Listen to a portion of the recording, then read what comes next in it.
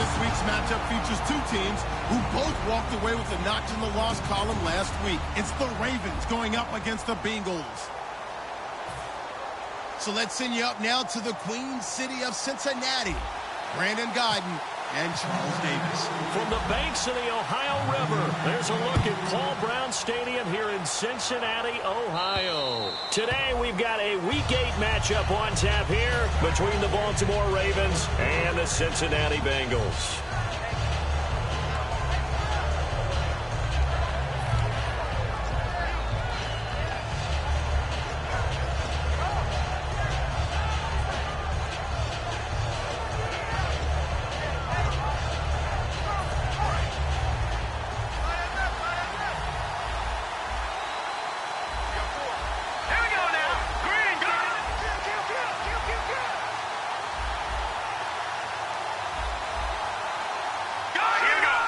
They come up in an offset eye.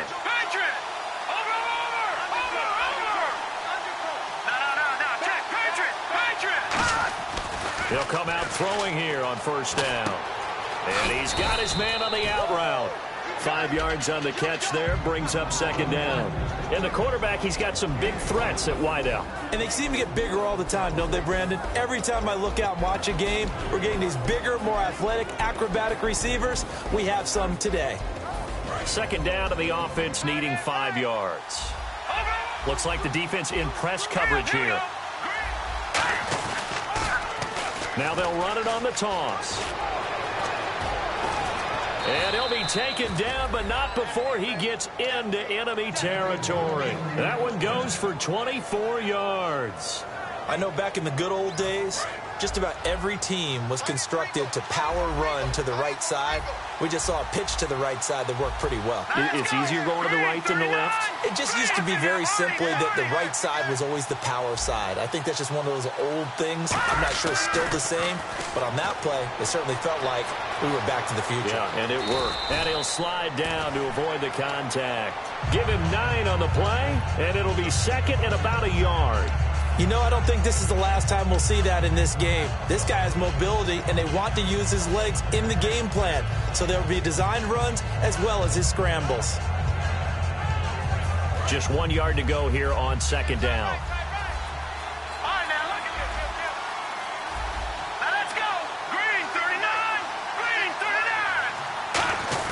They'll give to the fullback on the dive. And the big boys up front, they're going to stop him right at the line. Big Geno Atkins there to bring him down. And while we have a moment, let's meet the starters defensively for the Cincinnati Bengals. And they wanted to update and beef up their secondary, and they did that with their first-round selection. William Jackson III out of Houston has speed, good eyes in the secondary, and is aggressive on the corner.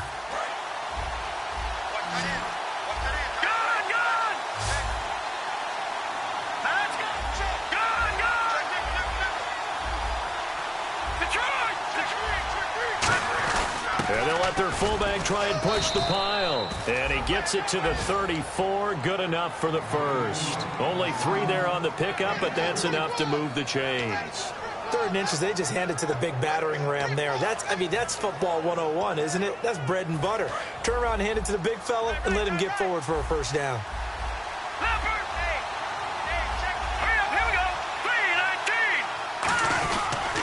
Handoff as they run the counter play. And not much running room. Down to the 32.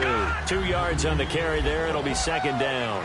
That's a good play by the guys on the defensive side of the ball. Held them to a gain of 2. And that changes the playbook a little bit now for the guy calling plays. 2nd and 8.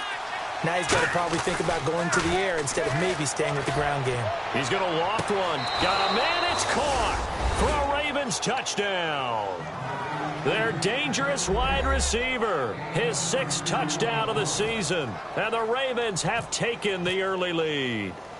Not a bad way to start it. And I think that was part of their script, because so many teams script their opening possessions, and whether it's just that possession or even deeper into the half, sometimes it's 15 to 30 plays. That had to be one in there where they call a shot play. Go for the big one, and they got it done. Tucker now to kick it away following the touchdown. This one taken from the 7. And he'll get it up to about the 26-yard line, just across the 25.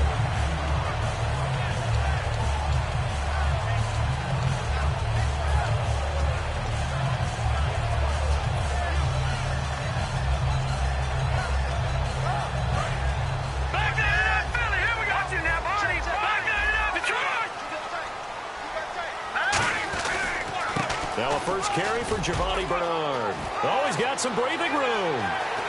And he takes it all the way down to the 32. A big play there for the Bengals. 42 yards. Well, every quarterback, especially a rookie quarterback, loves to have plays like that from a guy running the ball. Takes a lot of pressure off the youngster, doesn't it? He doesn't have to throw the ball in bad situations. Just turns around, hands it to his big horse. And we've seen rookie quarterbacks ride great runners right into the playoffs.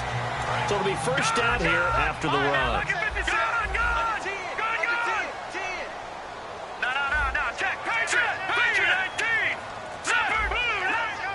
They'll need to get the play off quickly. He'll look to throw. And he slings one that's incomplete. In the backfield out of the starting group, you have to look out for Giovanni Bernard. And you have to make sure you're ready to hit the spin button with this guy. Awfully exciting in the open field.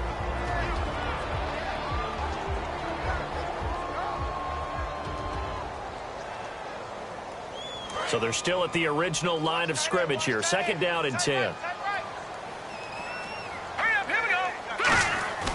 Back to throw here. To the left side here for Eifert. And he carries this one all the way down to the 9. Well, we saw the practice film this week. They wanted to focus on these intermediate passing plays, and it paid off there. And they took that focus not just to the practice field, but in the film room to show the guys exactly what they wanted, what types of looks they should expect to get, and how they would beat those coverages. And he will take it on in for a Bengals touchdown. A great effort there. His third touchdown now on the year. And the Bengals are an extra point away from tying up this football game. And he's got it up and through.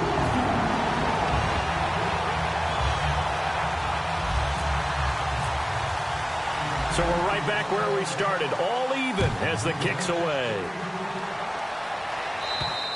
And this will not be returnable. It's out of the back of the end zone for a touchback. And now here come the Ravens. And they will simply, Charles, be looking to duplicate what they did last drive when they were able to push it in for 6. And they hope it'll be that easy, right? To be able to take exactly what happened before, replicate it. They may have to make a few additional changes along the way because I'm sure the defense will make some adjustments, but they've got to have great confidence having scored the last time out.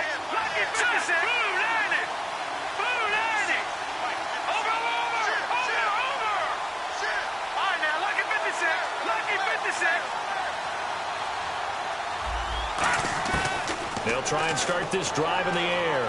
Being chased out left. And he'll slide down to avoid the tackle. They give him 13 yards there on the play and a fresh set of downs.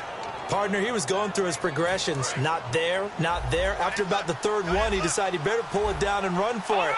And he slides down and avoids the hit for good measure. And on the ground they go with a running back. Nowhere to go that time. He maybe got a yard up to the 40. Partner, we know today's NFL is really built around the guy throwing the football. But these short runs, they still pay dividends because they can take their toll on a defense and they can add up as the game goes along. You control the clock, you control the ball, and that way you often control the game. And that play went nowhere. Losing yardage. It'll be back at the 36. It's a loss of 4. Now third down. Well, that's the big drawback to this play. Even if somehow the quarterback pitches it, he's not immune to the big hit. In this case, he kept it and absorbed it anyway.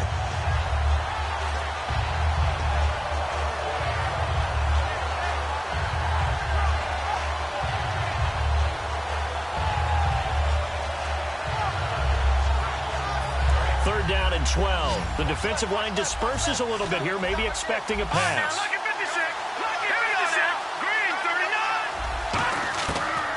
third down. He'll drop to throw. And he takes a shot on the release as this will be incomplete. Third down is the down. Both sides know they absolutely have to win. And the name of the game for the defense is pressure on the quarterback. But pressure on the quarterback with contact, that's how you end up winning it.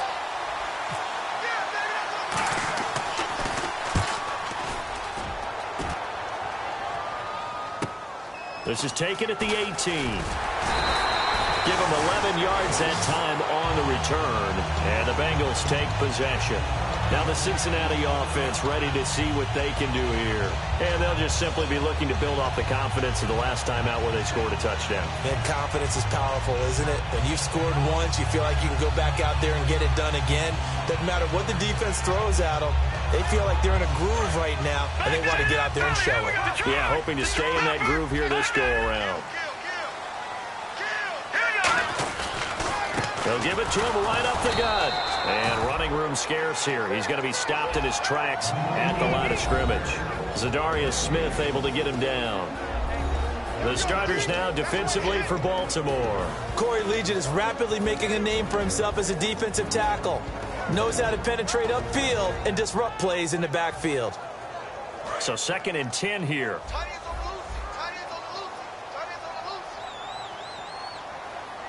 They come up in an offset eye. Now he'll look to throw here on 2nd and 10.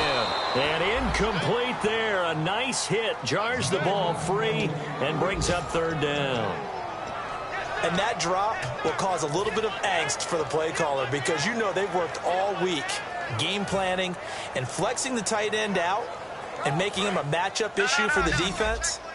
They had what they wanted, and he drops the ball. Yeah, just couldn't hang on to the slant. Here we go. And on the outside, they're playing press coverage. And this time he's got the hook up. It's complete. And he's going to have a first down as he's brought down at the 44-yard line. Alongside Charles Davis, Brandon Gaudin, and it's the Bengals with a football to begin quarter number 2. And they've got it here with a first down.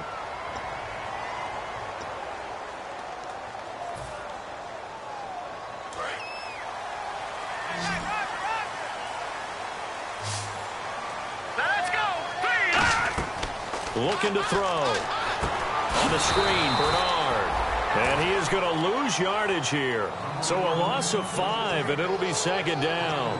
Got to give some credit there defensively. They snuffed out that screen early on first down. Really read it well, didn't they? Because they didn't bring the pressure that they expected. They covered all the passing lanes. So once you see it break down as the passer, I think in this situation, you're throwing it at the feet of your back to make sure no one picks it off, or you throw it away, throw it over the sideline. Don't try and freelance and try and make a bigger play. There's really no one else running a pattern that should be open. So a 2nd down incompletion now brings up 3rd down. 4 down. Let's go. Green, 39. They'll stick with the passing game as he looks to throw. Got a man over the middle, and it's complete. They got 18 yards out of that one, and it gets him a new set of downs. And fits the exact right word. Over the middle, there's almost always traffic, so anytime you're a receiver in that area, you're not just focused on catching the football. You're wondering where the collision's going to come from, right? Because there's almost always someone there able to concentrate, catch it, and even added a little extra at the end with a short run. All right, here we go. They'll look to throw here on first down. And it pops free. The collision there jarred the ball loose and brings up 2nd down. So many offenses want to include their running backs into their passing offense and be able to swing the ball out or check it down to them. But sometimes those guys are just not as comfortable catching the ball as they are running it. And on 2nd and 10 now. Looking to jam the receivers at the line here. Press coverage look defensively.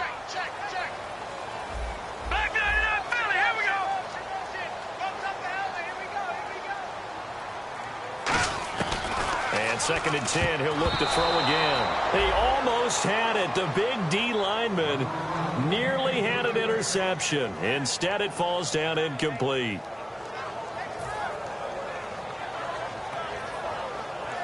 Here comes the 8th play of the drive, and they need a full 10 yards on 3rd down.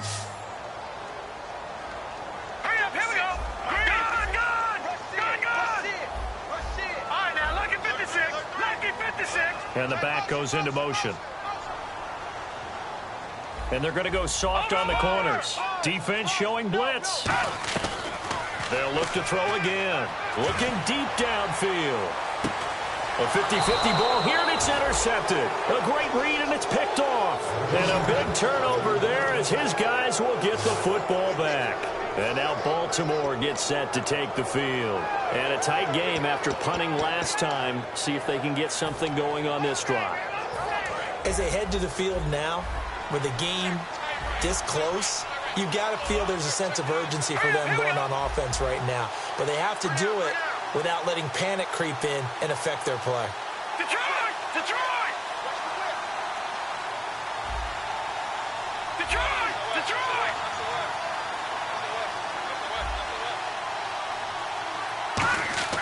They'll come out throwing here on first down. Throwing over the middle, but it's incomplete. They got pressure there and only rushing 3. And there's a defensive coordinator right now who is celebrating not just getting home with 3 there, but realizing if that's the type of pressure he can get in the entire game, then his pass defense is going to be excellent. You're dropping 8. Where are you going to go with the football? Offense looking to avoid a 3rd and long. It's 2nd and 10. Now let's go! They're going to look to throw. Now they set up the screen. That's complete. So the screen good for only 2. Now it's 3rd down. In order for a screen pass to break big, a lot of things have to come together and be well executed. But all it takes is one small thing to go wrong and keep it from being a big game. Here we go now. Green,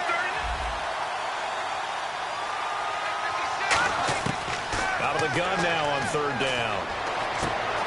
And he will find his man on the outside. They get 7 there, but it brings up 4th. Now, that's going to be a tough one to explain when they get together and watch the game film, isn't it? I mean, they had the right call, had the out route. He's got to know where the first down sticks are, yet he steps out of bounds that close. Not their best play. And this is away. It's a high kick, and he got all of it. And that'll hit in the end zone. Much too much leg there. That'll be a touchback. Cincinnati now ready to take the field. And following the interception, just any interception, are you a little bit more cautious when you start that next drive, or no, you just throw that out the window? I think you are. I don't think that there's any way you can run back out there and go, totally didn't affect me. Let's just go ahead and be loose with the football again. You're going to take care of it, but you have to be careful about being too cautious because now you can't run any offense at all. Still want to attack. We'll see how they attack him here. All right, here we go. 3-19. 3-19. They'll bring a receiver in motion left. Gone.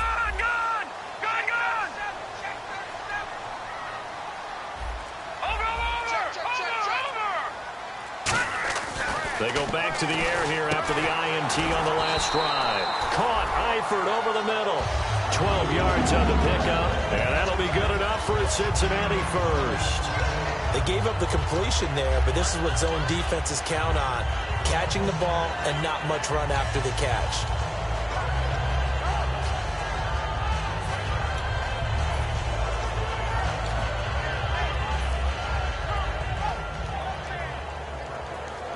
First down and 10 now for the offensive group. Looks like the defense in press coverage here. Now they'll run it on the toss. And he's going to be met at the line of scrimmage and taken down. Credit him with a 1-yard gain there to make it 2nd and 9. Now that's the type of play that'll fire up a defense. Hold them to 1 yard on a first down run. It'll be interesting to see if the offense decides to press the run at all or if they'll abandon it now after gaining only 1 on that play.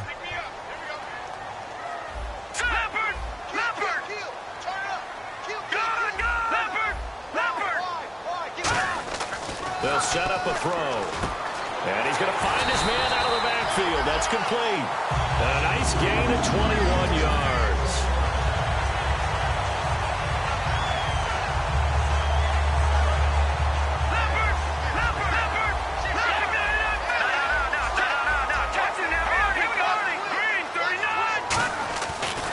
And they'll run it here. Looking for a cutback lane, but nothing there as he's met at the line of scrimmage. That's going to go as a loss of a yard, and it'll be 2nd down. And the offense there, the O-line, everybody really on offense, they were just manhandled at the point of attack. Yeah, you could pretty much call them all out, couldn't you? Almost by name, right? That was a very tough sequence for the offensive line. But how about that defensive front creating a new line of scrimmage and creating a lost yardage possibility?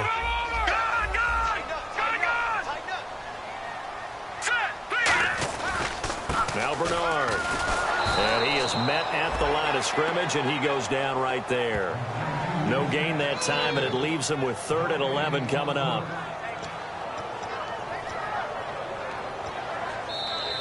Two minutes to play in a tightly contested first half. We'll come back to Cincinnati after this.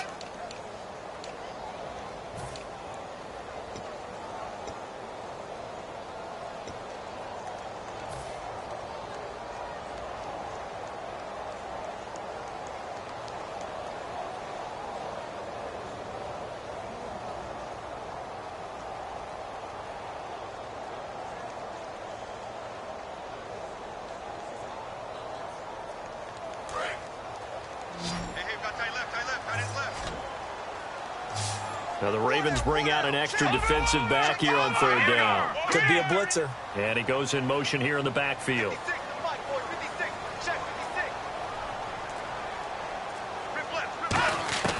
On 3rd down, he'll drop to throw.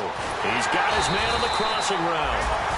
17 yards on the pickup there. The drive will continue. It's a 1st down. He's such a good route runner. Shows it there on 3rd down. Very proficient and a good pass. And you know what I've observed over the years in the NFL? The better a route runner you are, the more confidence your guy's going to have in you to go to you in important times because he can trust you being in the right spot, and they connected there and picked up a 1st down. Just what you want on a 1st down run. Call it 8 yards, and it's 2nd and 2. This drive is turning into an extended one, and the guy carrying the ball, he's becoming more like a body blows guy. Every carry is putting some damage on the defense. So after a while, I'm not too sure how many guys are going to want to run up and tackle him. And he fires one that's intercepted. A great read, and it's picked off.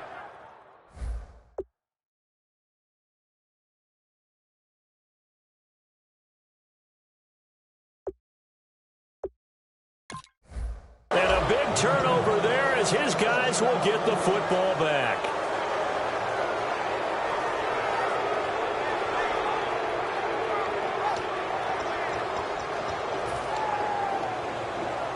And not great starting field position here for the offense.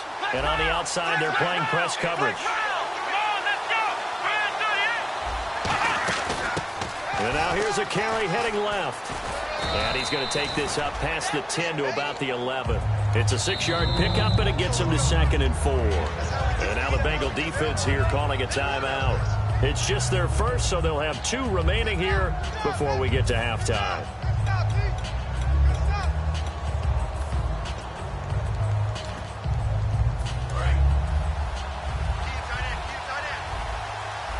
They come up in an offset eye. And they'll go ground game here with the tailback. They'll say no gain on the play there, and now it'll be 3rd down. And now the Bengals are going to call another timeout. So that means they're down to 1 remaining here as we head toward halftime. So 3rd and medium here, 3rd and 5.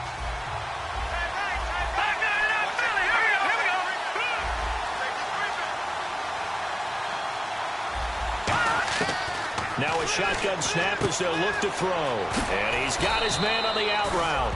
And he will get the 1st down as he's up to the 20-yard line. And they're going to hurry back to the line now. No matter how you evaluate quarterbacks, at some point arm strength is going to come into the conversation.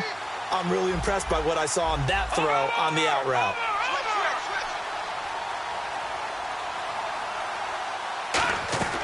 Back to throw now on 1st down. He rifles one that's intercepted. A great read, and it's picked off. The Bengals offense now, they head back onto the field. And 2 interceptions already here in this first half. That's got to affect him a little bit, right? He's got to be thinking about it. He's got to be thinking about it, but most of the good ones They find a way to put it aside. They're not happy about it by any stretch of the imagination. They find a way to put it aside and continue to play their game. Can he put it aside? Let's find out. It's always tough for the guys throwing the football when they think they've got a completion and the ball's almost there, and then someone sneaks a hand or two in and bats it away.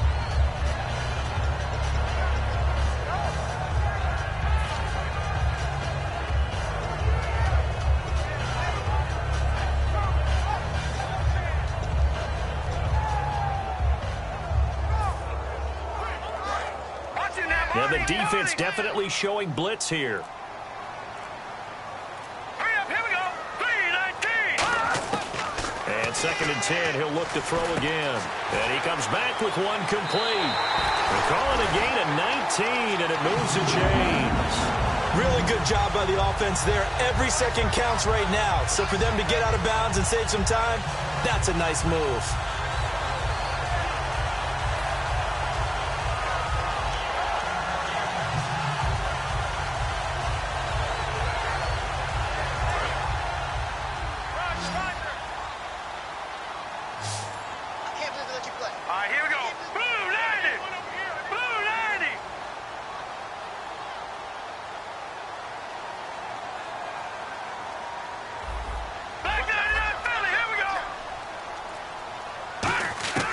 They'll look to throw now on 1st down. His throw caught at about the 5. Now hold everything here. We're going to get a timeout by the offense. And with halftime on the horizon, they'll be out of timeouts from here forward.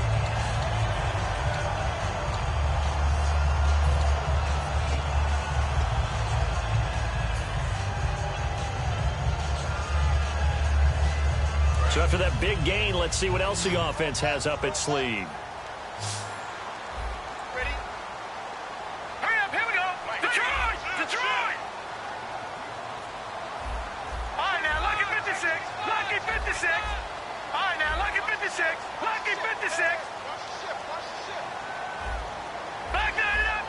Looking to jam the receivers at the line here. Press coverage look defensively.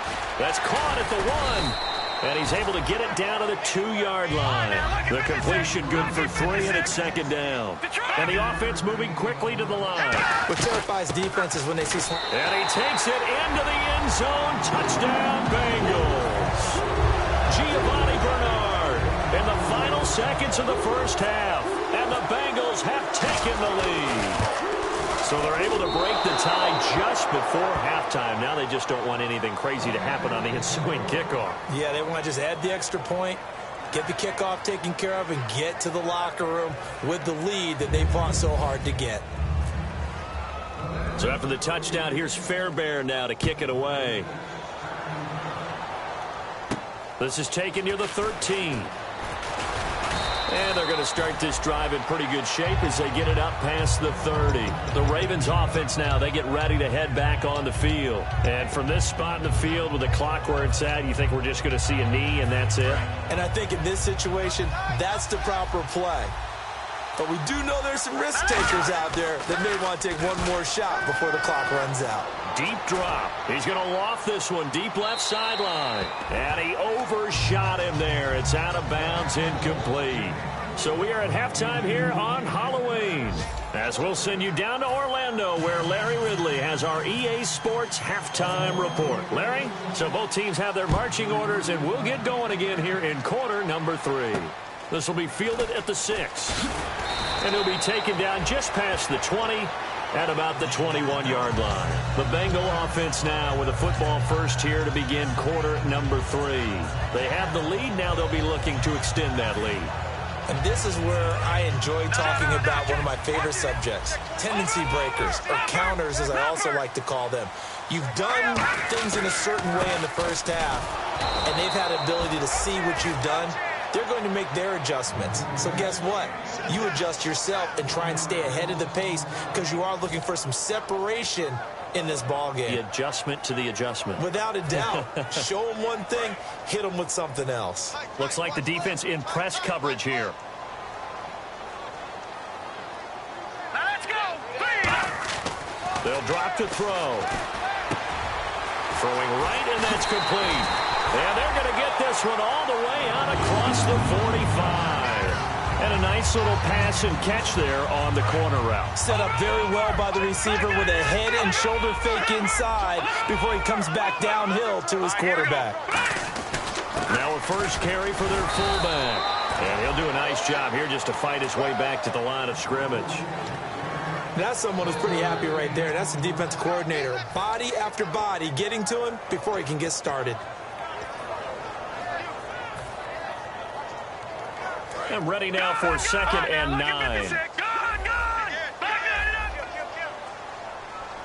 They come out here in the I. They'll run it here with Bernard. And able to push his way forward here for a good little gain. Give him 6 yards on the carry. It's going to be 3rd and 3 now. In my book, that's running the ball well, but with intelligence. How about him keeping the clock moving, staying in bounds? Yeah, even though it's the 3rd quarter, you're thinking ahead, aren't you? This is where your running game can really help you with a lead in the 2nd half. I agree totally. It's not just end-of-the-half situations that you worry about the clock. It's throughout the game. And with a lead, stay in bounds. Make them fight harder to try and catch you.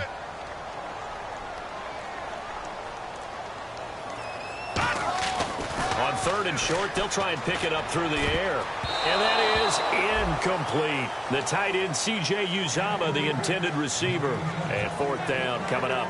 Well, sometimes you just have to take things into your own hands, don't you? I mean, the offense is really struggling in this game. They're the ones keeping things going. They have to continue to play at that level.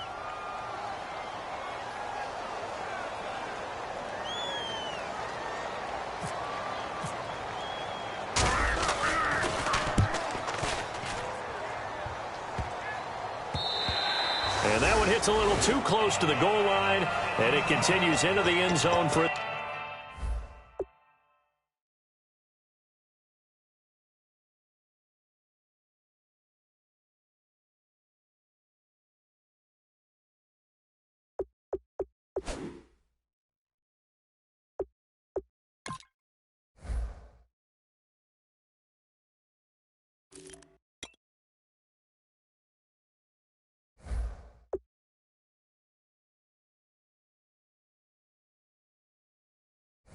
Touchback.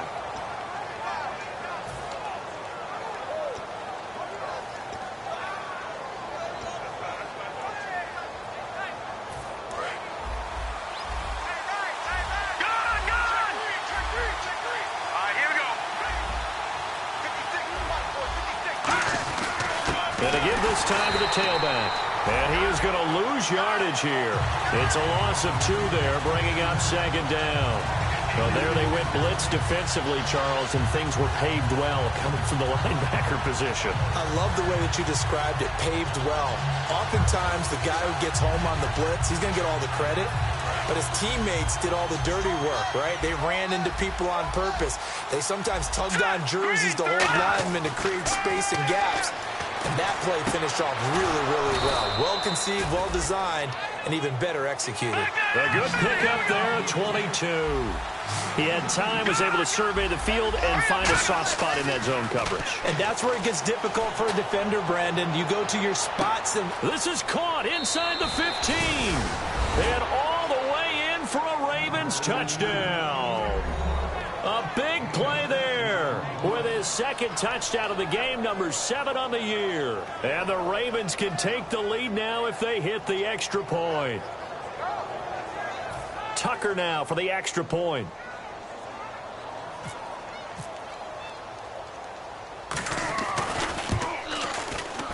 And that one puts them on top here in the 3rd.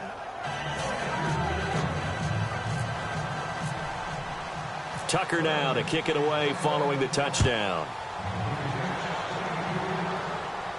This one taken from the 7. And he's up past the 20 to the 22-yard line. Now this Bengals offensive unit ready to see what they can do here. And last time out they had to punt the football away. Anything positive possibly to take from that? There always is when you're punting the football away. It doesn't sound like it because you're giving it up. But you've avoided a mistake. At least you didn't turn it over. You didn't turn it over, right? You're giving your defense a chance because you're punting the ball away, and they're set to go on. And he's going to be intercepted a 3rd time. A great read, and it's picked off. And His guys are going to get the football at the 37-yard line. Now the Baltimore offense heading back out onto the field. And that recipe on their last drive that resulted in a touchdown looked pretty good, so they'll be hoping to do that once more. And it takes me back to when we sat with the offensive coordinator and the head coach. They felt pretty good about their game plan and thought there were some holes in the defense, and they exploited them the last time out. Let's see if they can come back and put together a similar drive. And we'll see if they can do just that.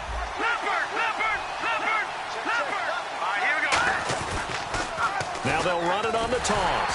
And nothing doing. He's immediately taken down at the line of scrimmage. It's a loss of a yard there, and now second down. You have to give big-time credit to the cornerback on that play. Most of them like to just sit back and say, I'm playing pass. But he diagnosed that play so fast and got into the backfield for a loss of yardage. That's a monster play by a corner.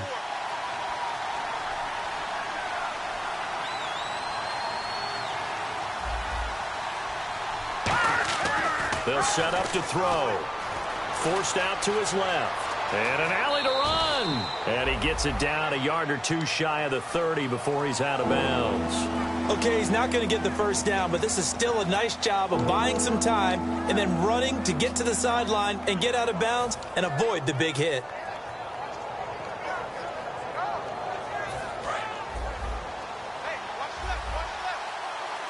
They brought in an extra defensive back here, so probably not expecting a run on 3rd and 3. A good call.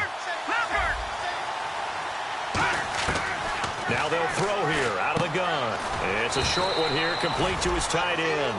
A gain of 7, and they pick up the first. When you execute a drag or a crossing route really well and give them a chance to let it develop a little bit, you can gain some significant yardage hitting your tight end on that one.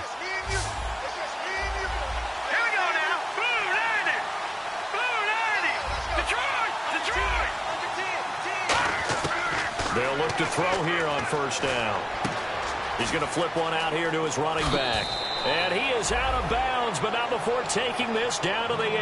That one goes for 16 yards. It sets him up 1st and goal. And now inside the red zone, the offense will operate. So now it's 1st and goal. Now they'll run it on the toss. And he is into the end zone for a Baltimore touchdown. A great play there with touchdown number 7 on the year. And the Ravens will add on to their lead. And with that, the lead is up to 8.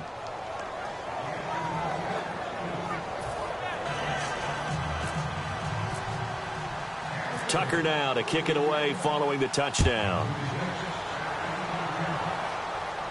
This one taken from the 7. And he'll get it up past the 20 to the 22-yard line. So now the Bengal offensive unit back out onto the field. And last time, one play interception. So this offense, they should be fresh. That's a good way of putting it. And I can't wait to see what they decide to do with play calling. Because a one-play drive where you throw an interception, a lot of people would think the very next time out, run the football, don't give him a chance. Maybe play action? I think maybe you go play action, show your quarterback, get a little confidence in him, and let him fling another one. All right, here we go. Back 99 Philly, here we go. All right, now, lucky 56. Lucky 56. They go back to the air here after the INT on the last drive. And it drops down incomplete. Thought he might have...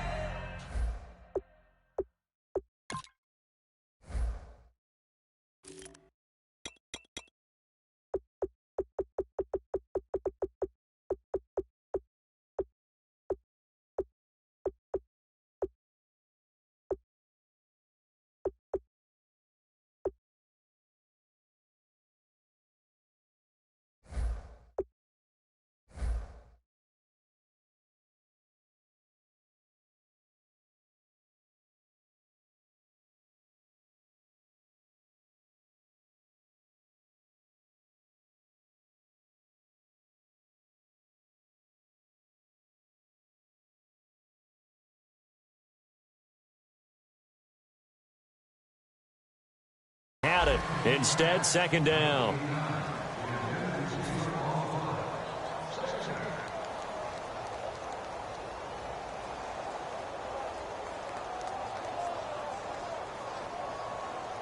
Second down now after the incompletion.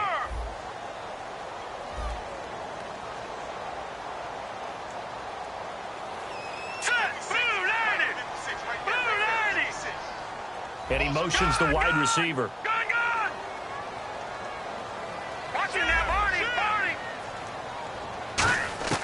He'll try again with the arm here on second down. And that is incomplete.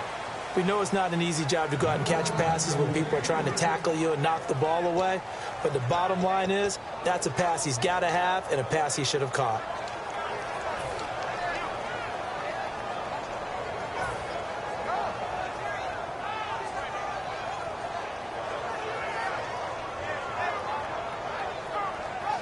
And the offense looks to pick up the first here on third after that incompletion.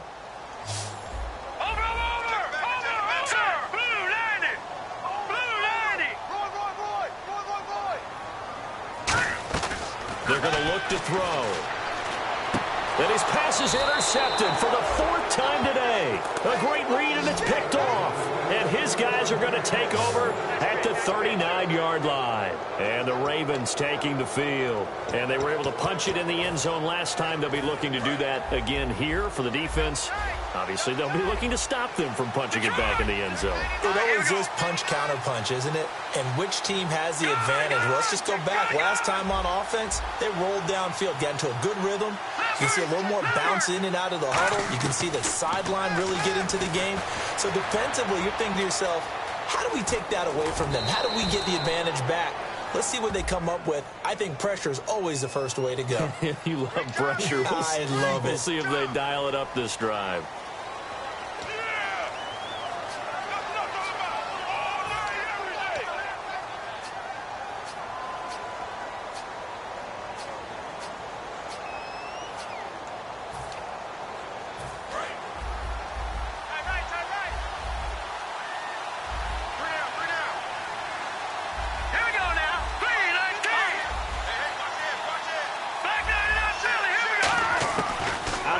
They'll look to throw. And a quick throw here, that's complete. And he'll get this one down near the 20-yard line. It's a pickup of 21. And it's good enough for a Baltimore first down.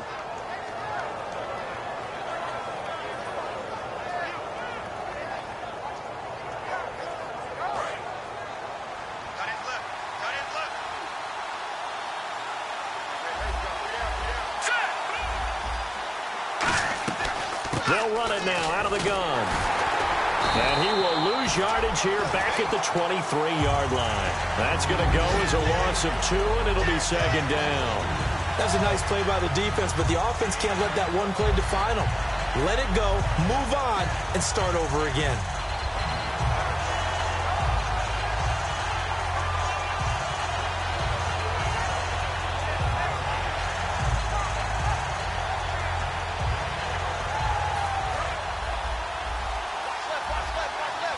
And on the outside, they're playing press coverage.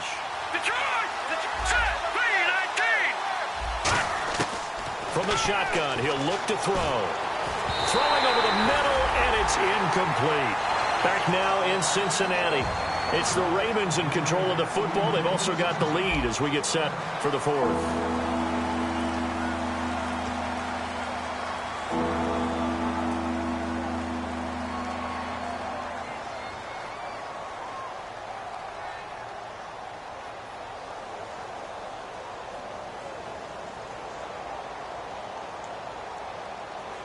And the offense looking to pick up the first down after the second down incompletion. Let's go.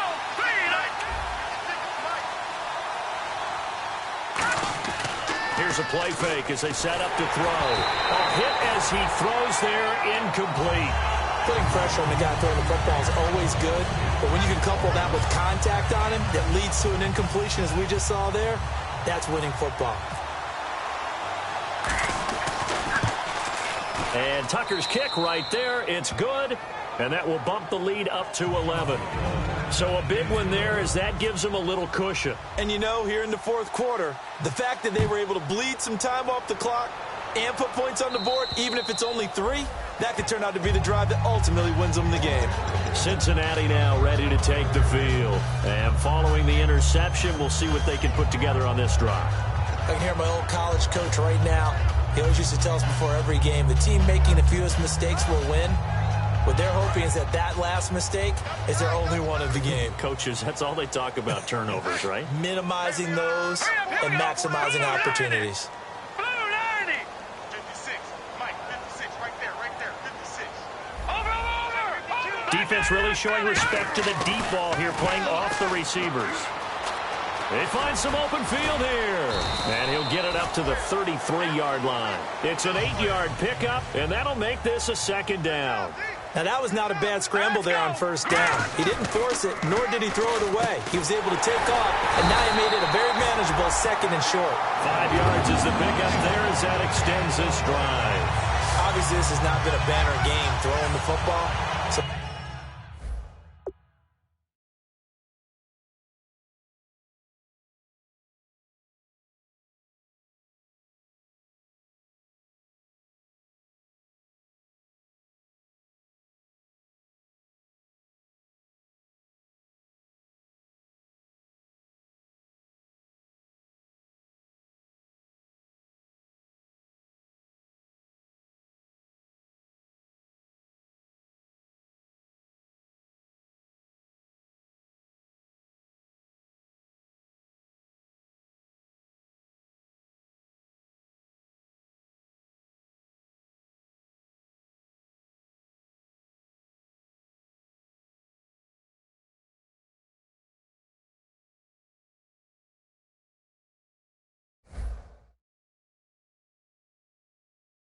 what you got to do? You got to kind of down focus, don't you think? Find the tight end, take some easier completions. Yeah, interception last drive. There he hits the reliable target.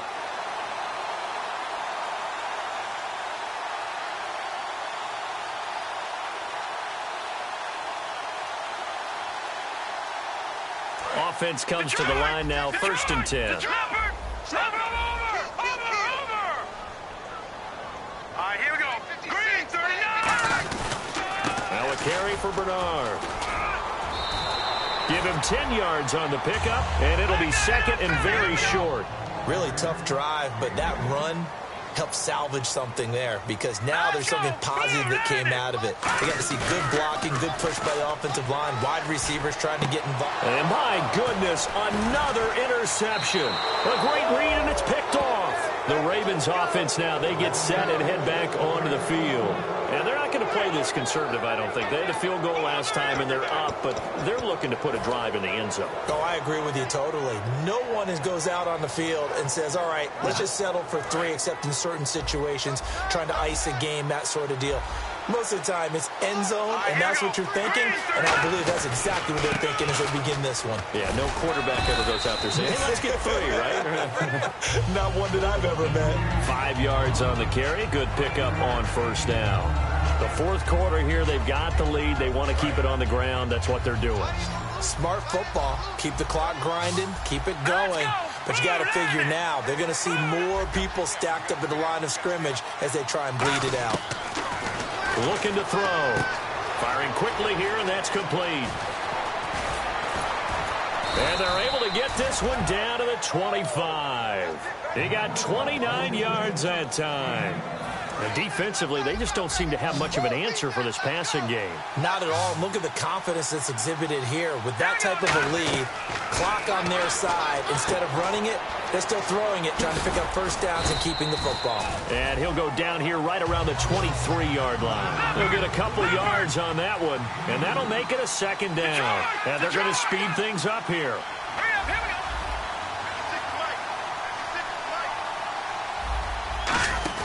On play action, they'll throw to the sideline, and oh, a nice catch there. Made sure the feet were inbounds, and they were. If you're running out route, it's likely you're going to end up near the sideline. And what did we just see there? Toe tap. You got it. The benefits of practice. Toe tapping, foot dragging, picking it up, and making sure it was a catch.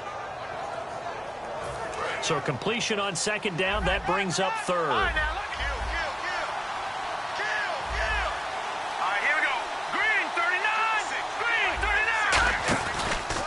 And they'll go with a ground attack here. And he'll maybe get back to the line of scrimmage, but no more than that. Just a 1-yard pickup there, and it'll be 4th down. Well, this was just simply excellent defense. On this 3rd down, they had to be alert for the possibility of a pass, but that didn't stop them at all from understanding what was going on when they decided to run the football, and they just swarmed and stuffed them for almost no gain. So they settled for just the 3 there, but clearly anything helps when you're trying to salt one away here in the 4th. Without a doubt, I think a touchdown would have been the final nail. But 3 does give them some breathing room and lets them build up a little cushion. And that'll carry over the back line of the end zone for a touchdown.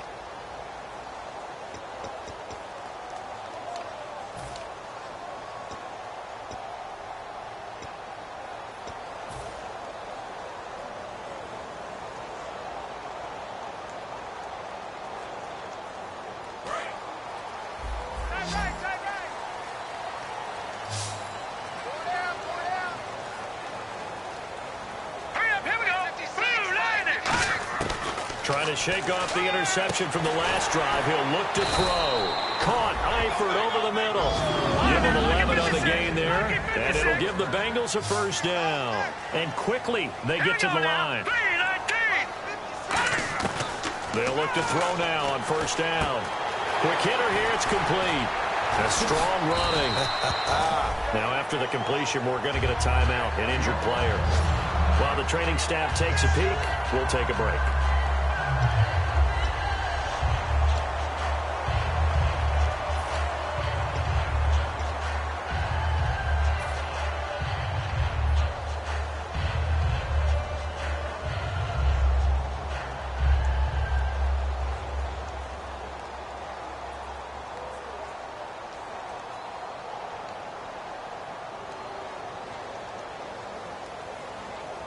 So they complete the pass, and now they face a 2nd down.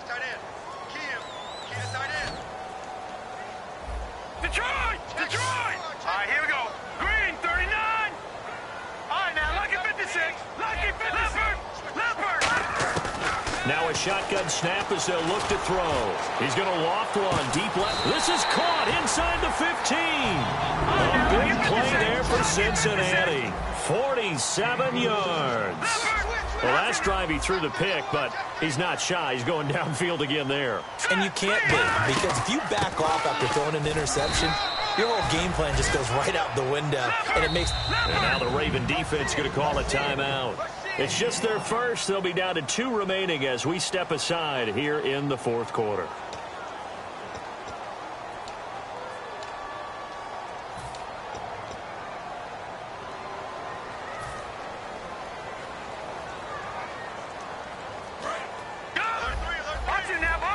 Looking to jam the receivers at the line here. Press coverage look defensively. They come up in an offset eye.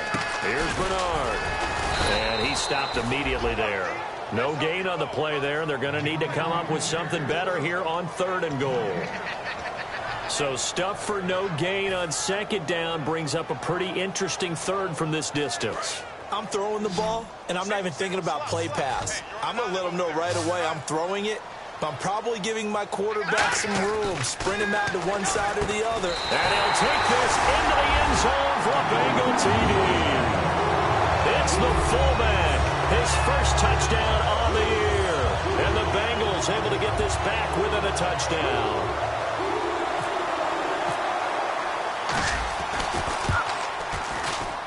And that'll cut the lead down now to a touchdown.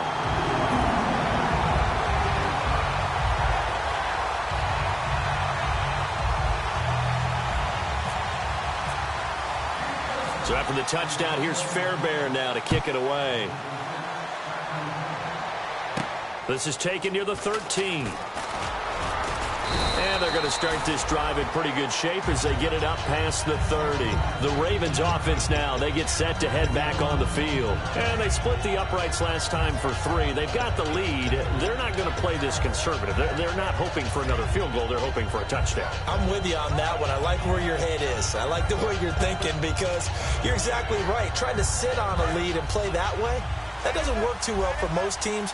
Run your offense. Run what you do best. Exactly. Put it all the way down and try to increase your lead in a big way. And the best way to do it, touchdowns. Now look at this. They get the turnover they needed. It's intercepted. A great read, and it's picked off.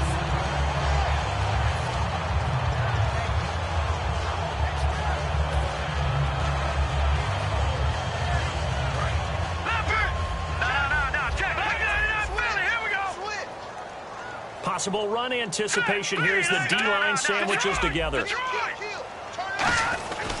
They'll start on the ground here with Bernard.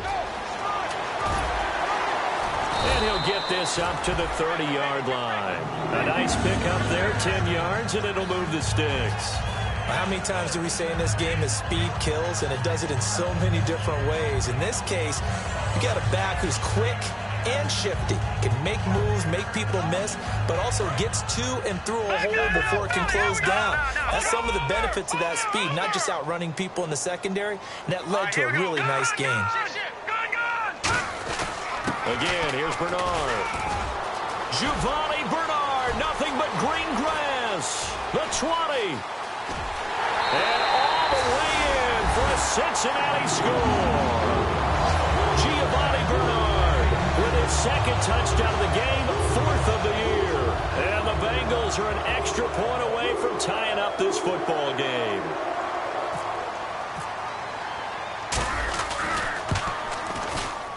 And no sweat, he puts it through, and we are tied here in the 4th.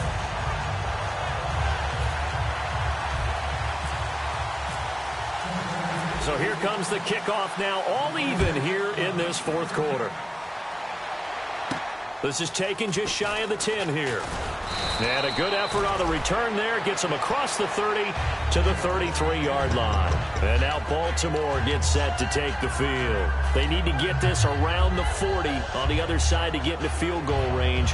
Look at the clock, a decent amount of time here in a tie game. What do? No panic situation at all. They've got to get a couple of chunk plays, pick up nice bits of yardage. Target the sidelines? Target the sidelines because you want to get out of bounds and make sure that clock stops. Because if the clock stays running, that makes things that much tougher for you. It can always bleed out on you. Looks like the defense in press coverage here. Green 39! Green 39! They go back to the air here after the INT. Flushed out right. And some space here. And he goes out of bounds just shy of the 45. 12 yards there as they move the chains. Obviously, a big play was needed. And you can see his eyes light up as he realized there's absolutely no one in front of him. And he takes off and goes a long way. Not only does he pick up a first down, but a big gain to boot.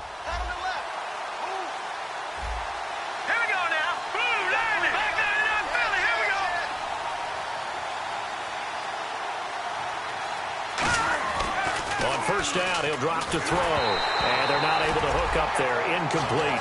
It's a tried and true formula, and I don't think it'll change for as long as we play football. If someone's trying to throw the ball and you can put pressure on them and make it tough, that's only going to help your defense. Yeah, he's since being hurried. He got rid of it before taking the hit, but incomplete. So incomplete on first. Let's see what second down has in store. Let's go.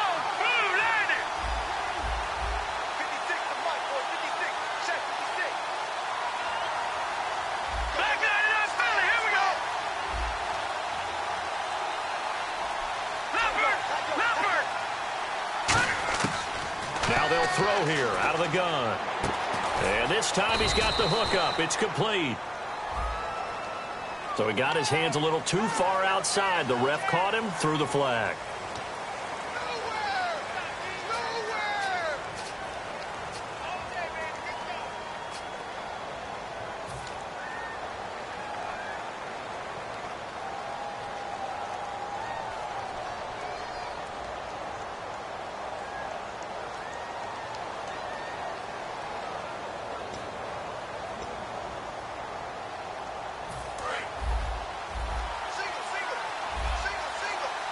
And on the outside, they're playing press coverage.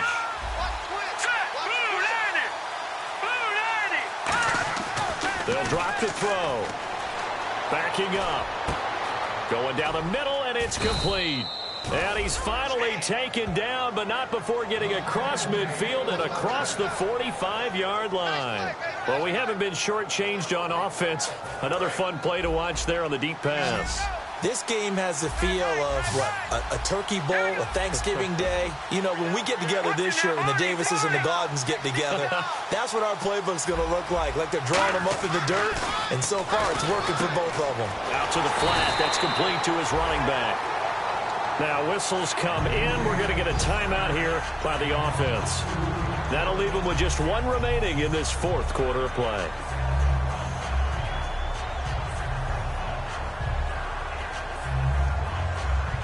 And the offense will be looking to get at least some of this yardage back here. It's 2nd and 12. Here comes the D swarming to the line. Now they'll run it on the toss. Maybe a gain of a yard that time, but yeah, from the spot, actually no gain. So 3rd and long. Tried to get it on the edge there, but there was no seal, nowhere to go, had to step out. Yeah, sometimes the defense just wins those battles because ordinarily the guy setting the edge, offensive tackle, tight end, H-back, someone of that caliber, wasn't there on that play. Defense wins it in a big way. No gain at all for the offense. And he couldn't hang on to it through the contact. Incomplete.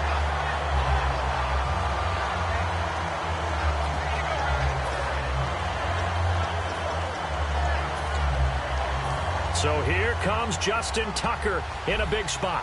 This to take the lead here in the final minute. And this one looks good. It is good. Right down the pipe. And the sideline celebrates as they have taken the lead in the final minute. So there you go, partner. How about that? Oh, that was pretty cool. That will tie the all-time record set by Matt Prater of the Broncos back in 2013. And you know, when Prater hit from 64, that was like breaking DiMaggio's streak or breaking the 4-minute mile of Bannister. Tom Dempsey's 63, that was a legendary number. So to top that here, even if it just ties the record, pretty darn awesome. And out now, here come the Bengals. They only need a field goal. Obviously, the clock a huge factor. They'll be watching that. What do they need to do here, Charles? Your sequence of plays has to get you out of bounds. Completions, get out of bounds, gain some yardage. Then when the clock hits 7 seconds or left, now you've got a decision. Are you in field goal range or is it Hail Mary time? Because from 7 seconds down, you don't want to take a shot that you're going to have another play. We'll see how they handle it. And incomplete, a drop there in the middle third of the field. That'll bring up 2nd down. It looked like they had something there, but I think that he was thinking about running with the football before he actually hauled it in, and that led to a big drop.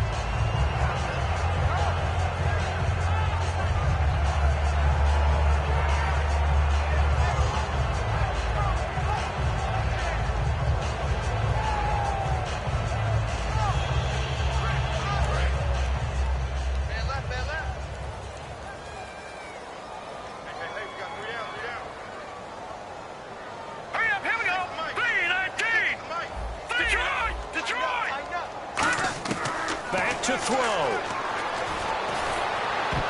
And that is incomplete. Down to 15 seconds now. My high school coach John Ford used to say all the time, if you're in a bad situation, laddie, don't compound it with a bad decision as well. And I think that's what we just saw there. Harassed in the pocket, and he throws into double coverage anyway. He called you laddie? He called me laddie, and that was the nicest thing he called me.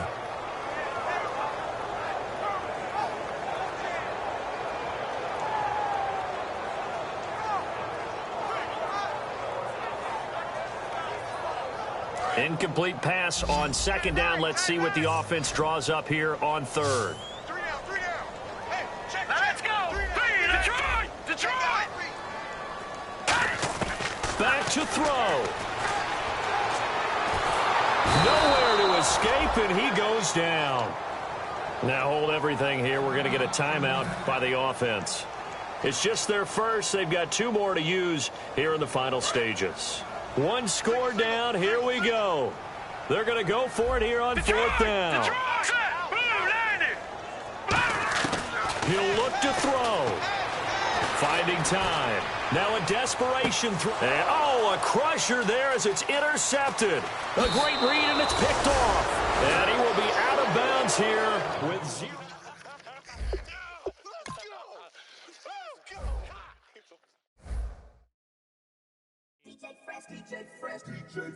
Now I've been in New York, Texas, Midwest, and it all reminds me of California, cause there's no place like California.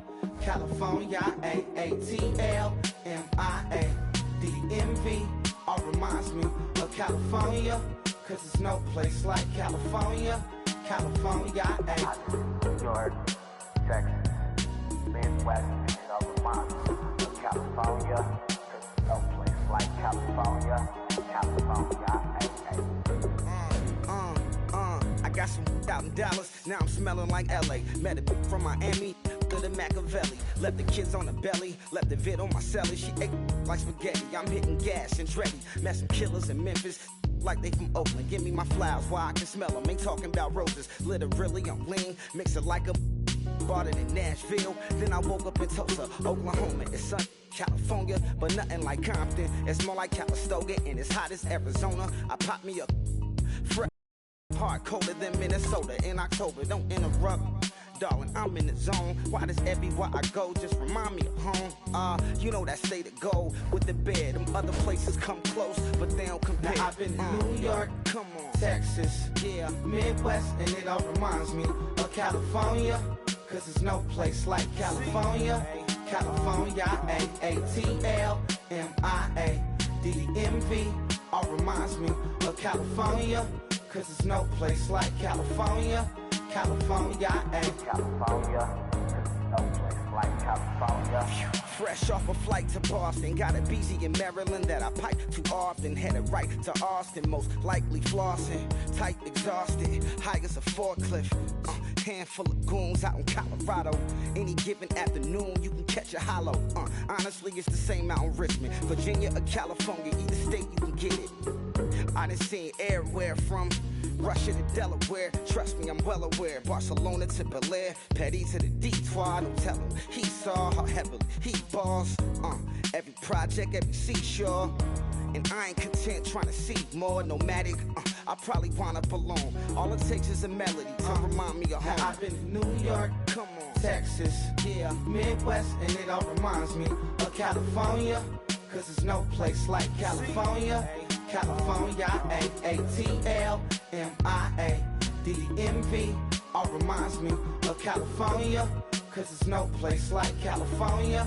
California, California, no place like California. C-A, all day. C-A, D-M-V-M-I-A, all reminds me of C-A. Sean.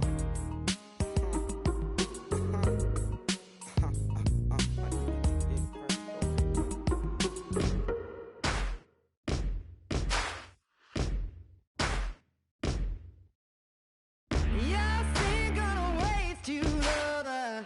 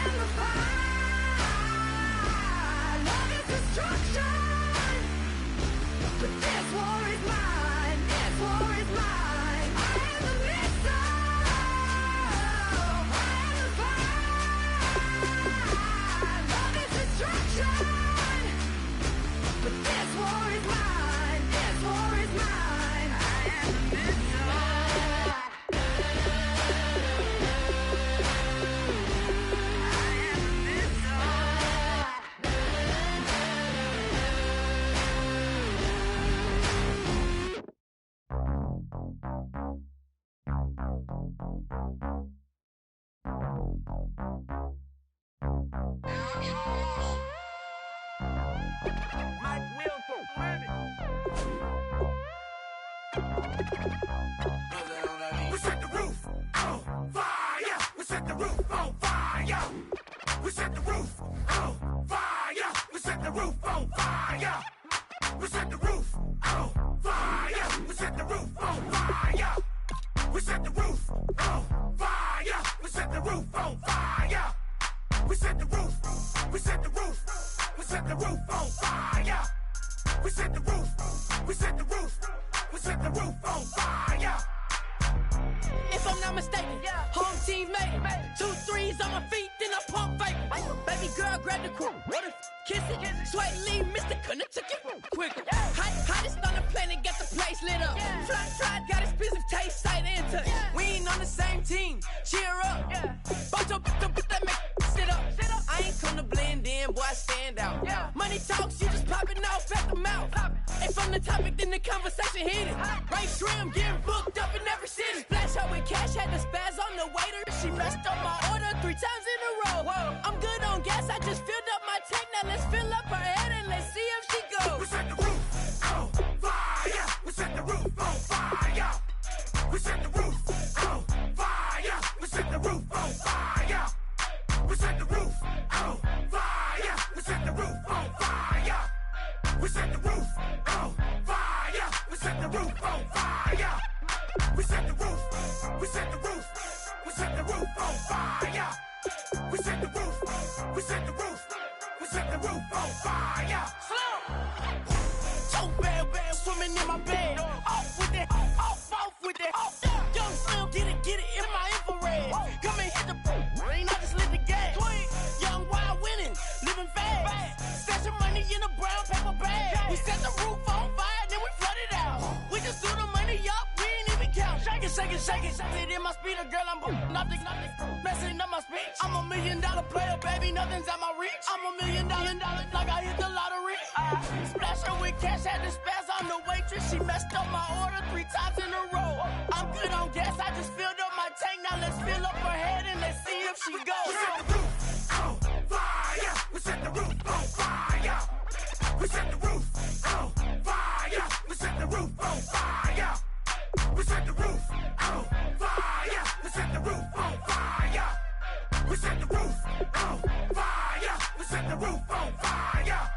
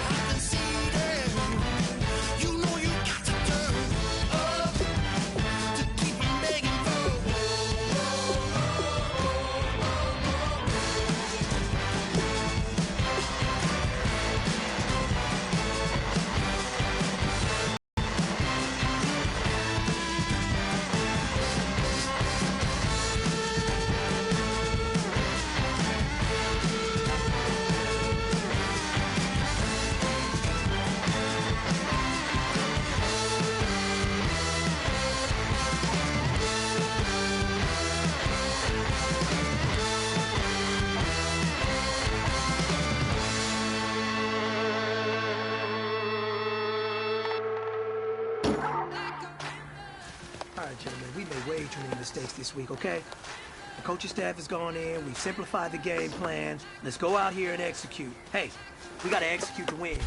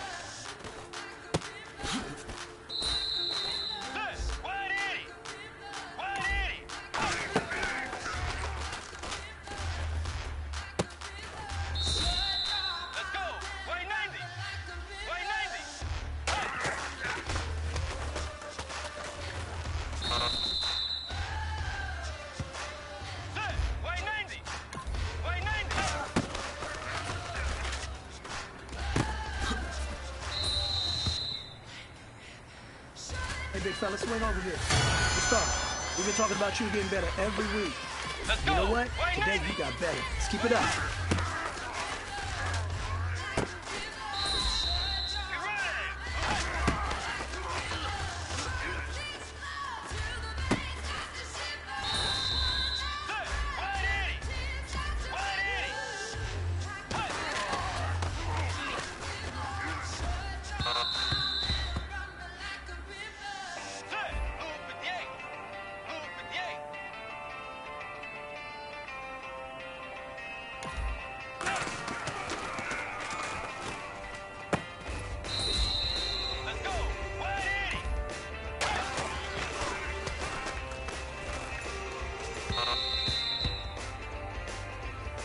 Big fella, swing over here.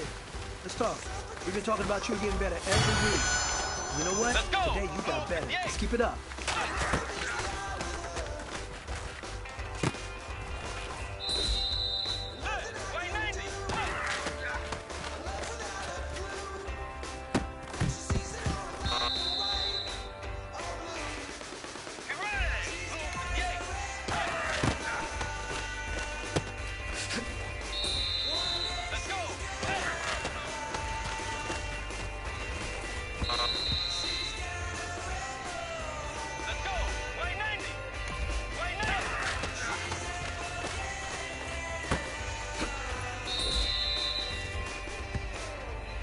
Big fella, swing over here. Let's talk. We've been talking about you getting better every week. You know what? Today you got better. Let's keep it up.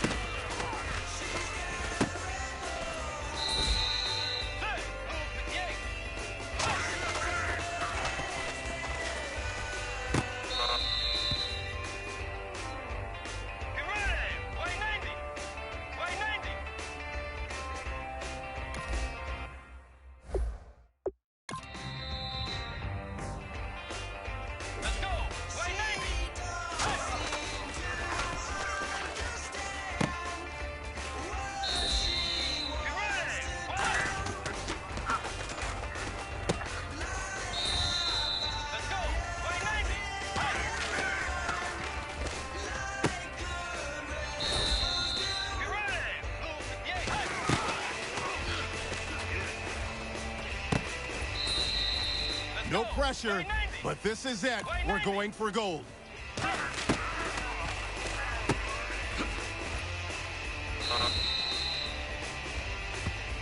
Hey, big fella, swing over here. Let's talk. We've been talking about you getting better every week. You know what? Today you got better. Keep it up. Perez, 190.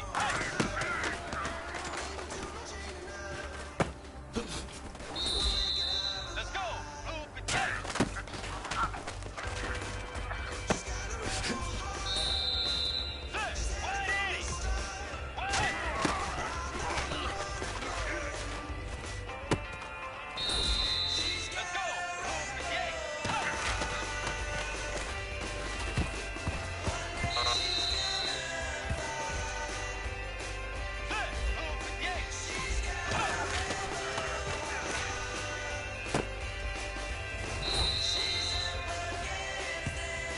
Big fella, swing over here. Let's talk. We've been talking about you getting better every week. You know what? Today you got better. Let's keep it up.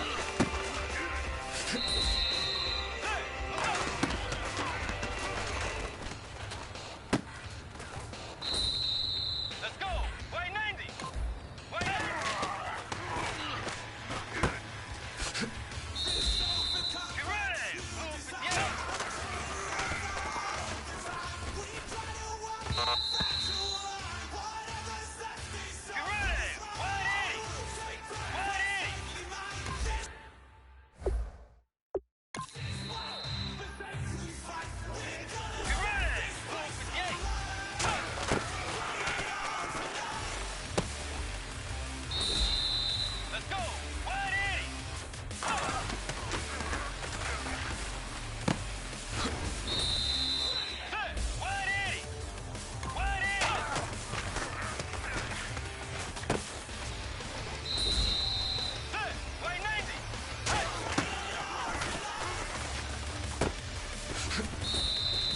Time is running out. This is it. We go for gold.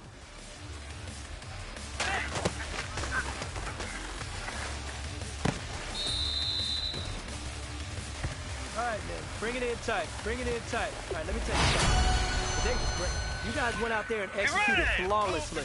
You keep practicing like that, we are going to win a lot of ball games this year.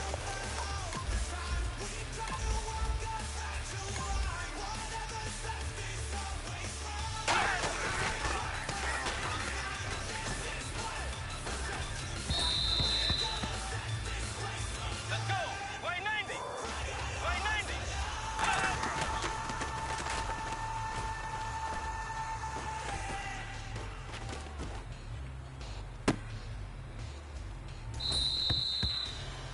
Blue 58.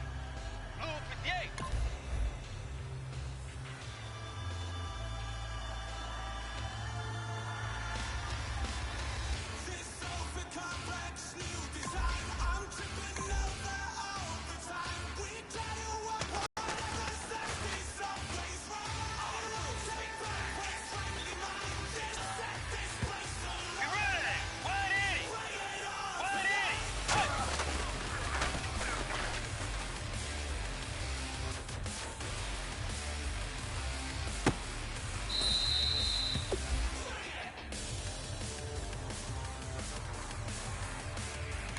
Let's go. 190. 190.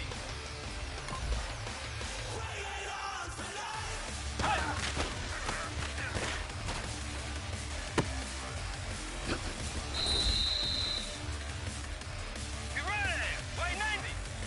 190.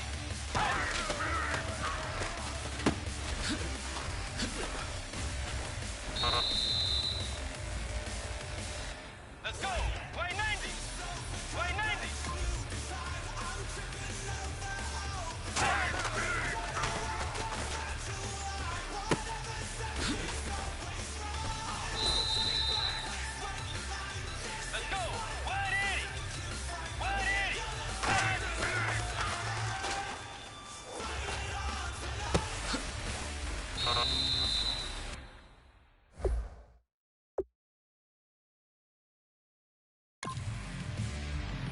Let's go. 180. 180.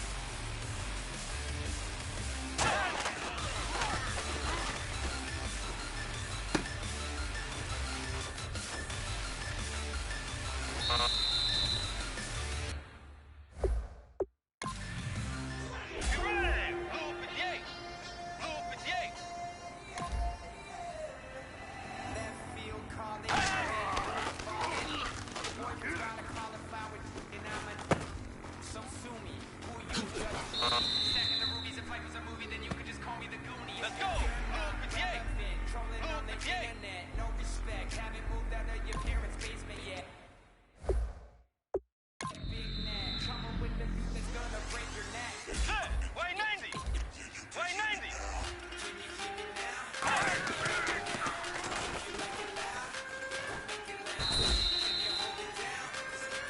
Let's go! Lbcyah!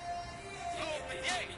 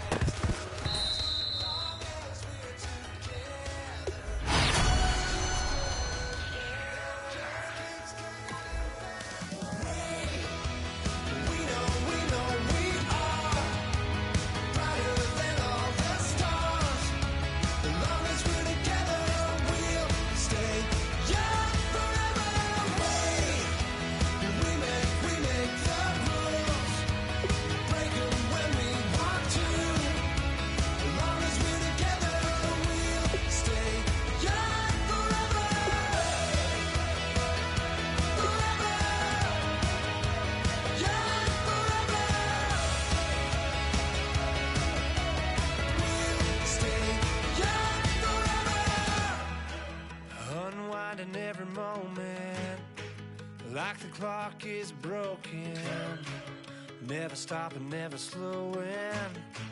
Yeah, we're living wide open, unwinding every moment. Like the clock is broken, never stopping, never slowing. Yeah, we're living wide open. We know we are brighter than all the stars. As long as we're together, we'll stay young forever. We make the rules, break them when we want to. As long as we're together, we'll stay young forever. Forever. Young forever. We'll stay young forever.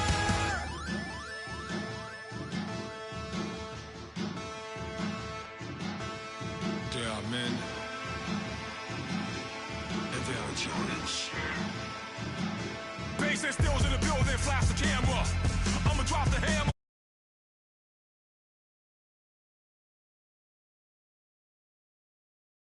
I'ma bring it back to New York. Hold on, then throw your hands up.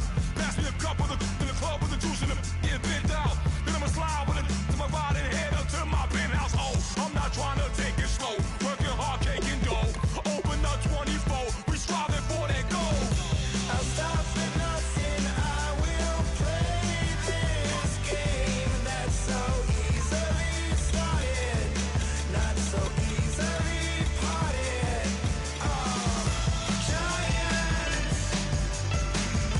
Giants, everything is shaking through the walls. 'Cause we are giants.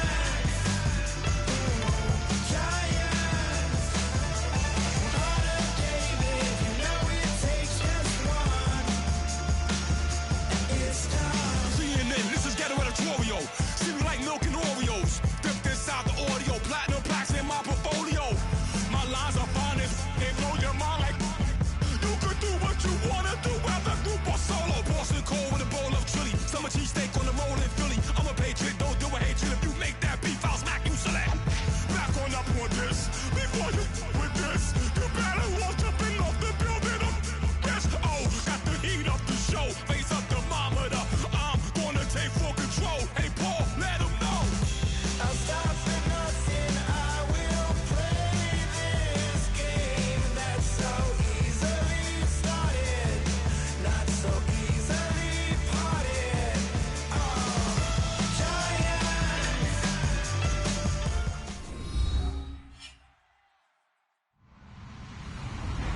Hello, everyone. I'm Larry Ridley, and this is the NFL on EA Sports.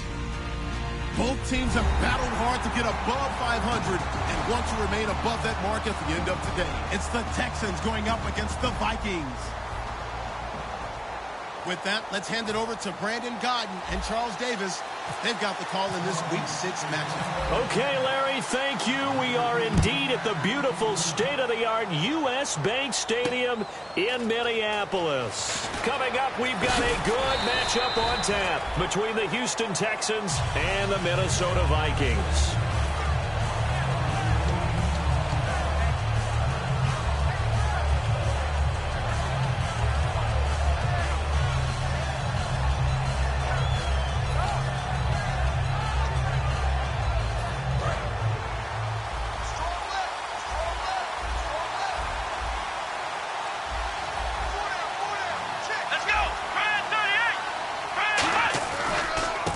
First carry now. This is Hill. And he'll go down right at the 30-yard line. So holding by the offense, and maybe now got to shift up what you want to do on the playbook. Yeah, definitely. Change what you're doing in the playbook, but boy, the advantage shifts to the guys on defense, doesn't it? Longer yardage situations, they often become bolder. They come out here in the eye. They'll set up a throw. The Vikings after him, and they get there for the sack. It'll be a loss of 7 on the sack, and it brings up second. Boy, he came in off the edge so quickly there. Look out, because that's exactly what it was being shouted by the offensive lineman to his quarterback, because he had no chance to block him.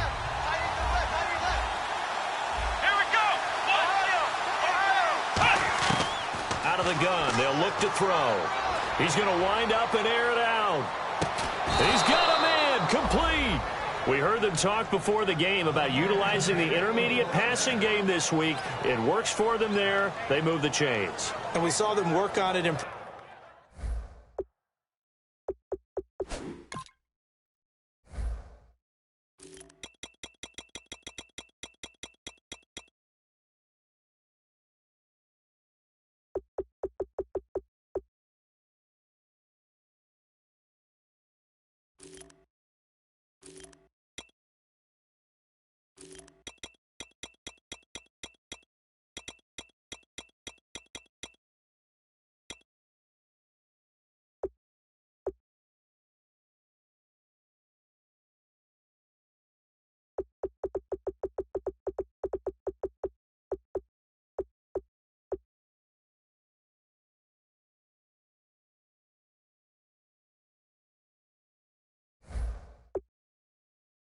practice as well. And most teams take a period at a time to work on different things. They put a couple of periods of work into the intermediate passing game, and now we know exactly why. They got the look that they were seeking, and they were able to take advantage of it.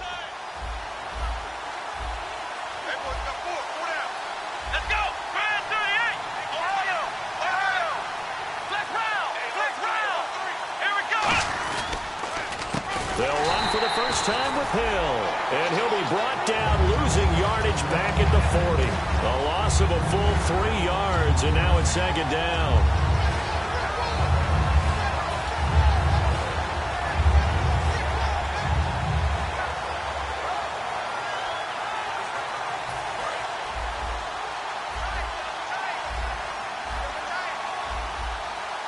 Let's go!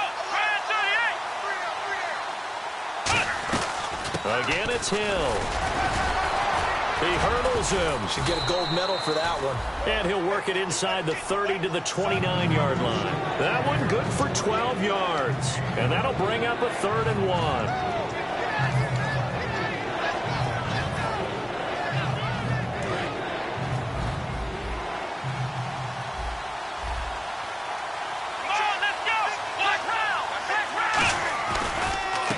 Now a handoff here to his running back.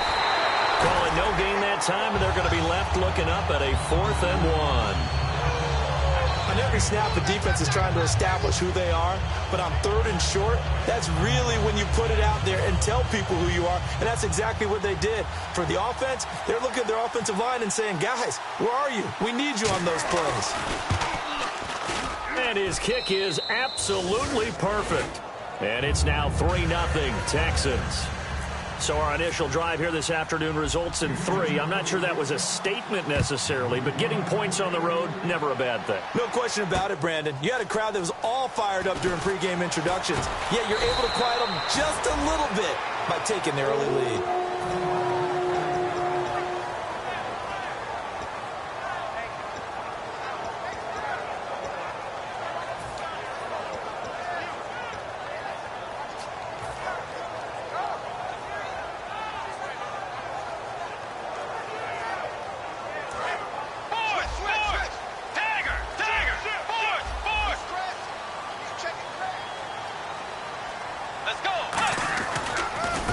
They'll give it to him right up the gut. And he's going to be stopped here on this first play as he gets it to the line of scrimmage and no more. That's going to go as a loss of a yard, and it'll be second down.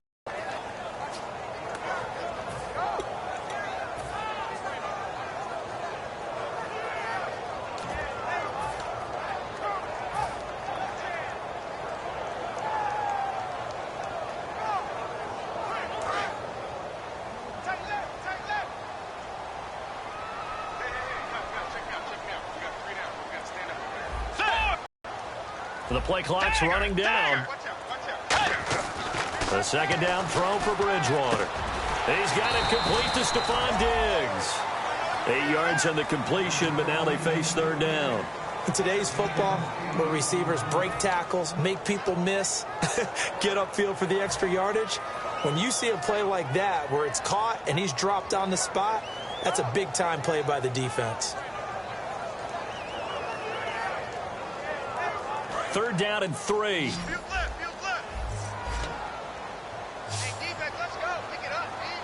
Let's go. Blue 58. Two Jets. Let's go right here. Time running out here on the play clock. Here's Bridgewater. And incomplete. The contact made the ball roam free and brings up 4th down. On any passes in the middle of the field, anyone who's going after the football is going to be conscious that it's probably going to be contested, and often physically. Sometimes that leads to drops.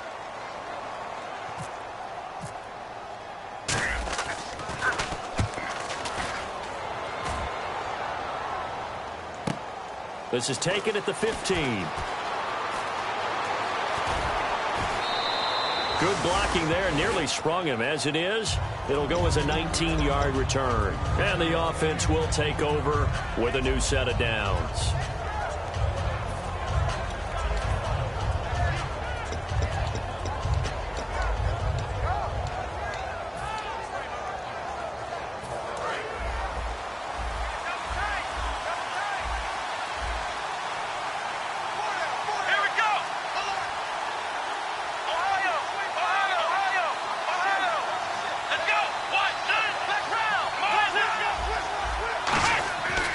They begin the drive with Hill. And he'll get this only up to about the 35. Just a yard on the 1st down carry, so it's 2nd and 9. Offensive starters here.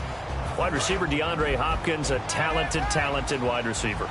And he's still looking for that ultimate recognition. He wants to be mentioned with the best receivers in the game. His numbers suggest that we should do so. And he'll cut it to the right sideline. Oh, shifty. Whoa. A big play there out of the running game. 37 yards. Little pitch play, toss play. Allows the running back get some vision and some big guys to get out in front. This time they did it to the right side. Yeah, went to the right side. Is there a preference, right or left, for a lot of these guys that run the ball at this level? I know in the good old days, most teams were constructed to run to the right side. I can't tell you exactly why. That was the power side. The left side was what they used to call the quick side. But in this case, the power won. Tackle made there by Sharif Floyd. Quickly now a look at the defensive starters for Minnesota. Linval Joseph is in a hurry to get his name mentioned as one of the top defensive tackles in the game. I think he's accomplishing his goal. Back to throw now on 2nd and 10. And oh, he sheds a tackle. Now he's got some space. Give him 7 on the play, and that's going to lead to a 3rd down. I think we have to give credit to him for buying time and extending the play. But, you know, there's some really upset defenders on that one. They thought that they had him. Instead, he was coated in Teflon and got away. And the defense with their backs against the wall a little bit here as the offense is in the red zone. Looking to jam the receivers at the line here. Press coverage look defensively. On 3rd and short, they'll try and pick it up through the air. He finds his target, Fuller. It's a 10-yard gain there, and it sets him up now 1st and goal. And they're on 3rd and short. They just tried to spread the field. It worked. And I think that the spreading of the field, the extra receivers, has really become the next in the evolutionary chain in the NFL. Go all the way back in that situation, you're handed to the fullback, right? As we evolve, maybe you pitched it to your tailback. Now you spread the field, and you have your choices of where to throw it and complete it for a 1st down. It'll be a 3-yard pickup, and it brings up 2nd and goal. Anytime you decide to use your quarterback as a runner, most of the time when you design a play, you're expected to break a little bit bigger than this one, because when you run him on short gains, your risk-reward and him taking hits, I'm not sure that's the payoff they were looking for. Back to throw here. And he fires one that's intercepted. Picked up by Harrison Smith. And he'll be brought down at his own 10-yard line. The Vikings now heading onto the field. And on the first drive, 3 and out. And I know that these are professional athletes, but I would imagine sometimes you get the nerves at the beginning of a game still, don't you? Those don't ever go away. And typically what I've heard from guys and what I remember from playing, if you don't have nerves at the start of a game, it's not going to be a great day for you. You're not really ready to play. So finding a way to harness those nerves and not let them affect you in a negative way, that's what all the guys are looking for. What really hurts defenses on screen passes is that they eat up one of their levels right away. Because you know, most defense there's 3 levels: D-line, linebacker, secondary. But on a screen pass, you're inviting the defensive line to get past them, and then you throw the ball over their heads, and now there's just 2 levels left to try and stop big guys out in front of a guy running with the football. He rifles one that's intercepted. A great read, and it's picked off. And they're going to set up shop at the 27-yard line. And here comes the Texans now. And they had a nice little drive going last time.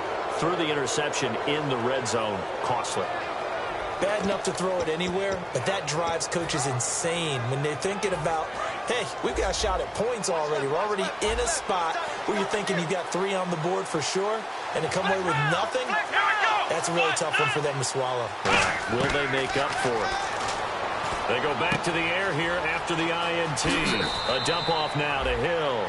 18 yards on the pickup there. And it's good enough for a Houston first down. So many times you hear today's NFL described as a space game. Get your best players into space with the football in their hands. That's why sometimes you just swing it out to your runner, get him out in the flat, and let him have a chance to make people miss an open field.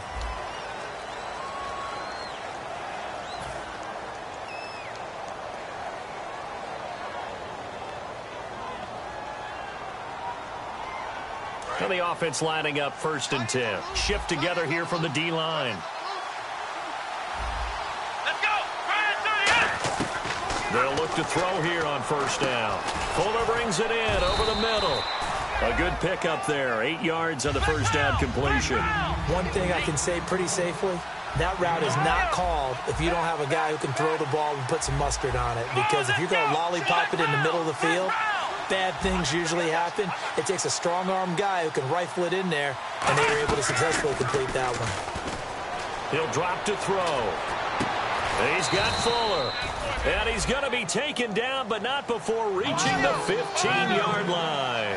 Now, that play will end up on the highlights, and you'll see it all over the place. But what you won't see, the offensive line that bought the extra time, that allowed for the big completion downfield, those guys made that play possible. And able to surge forward for about 5 yards down to the 10. Some runs are blocked so well, you almost forget that someone has to carry the ball to gain the yardage. The leverage by the offensive line to create space up front, really well done.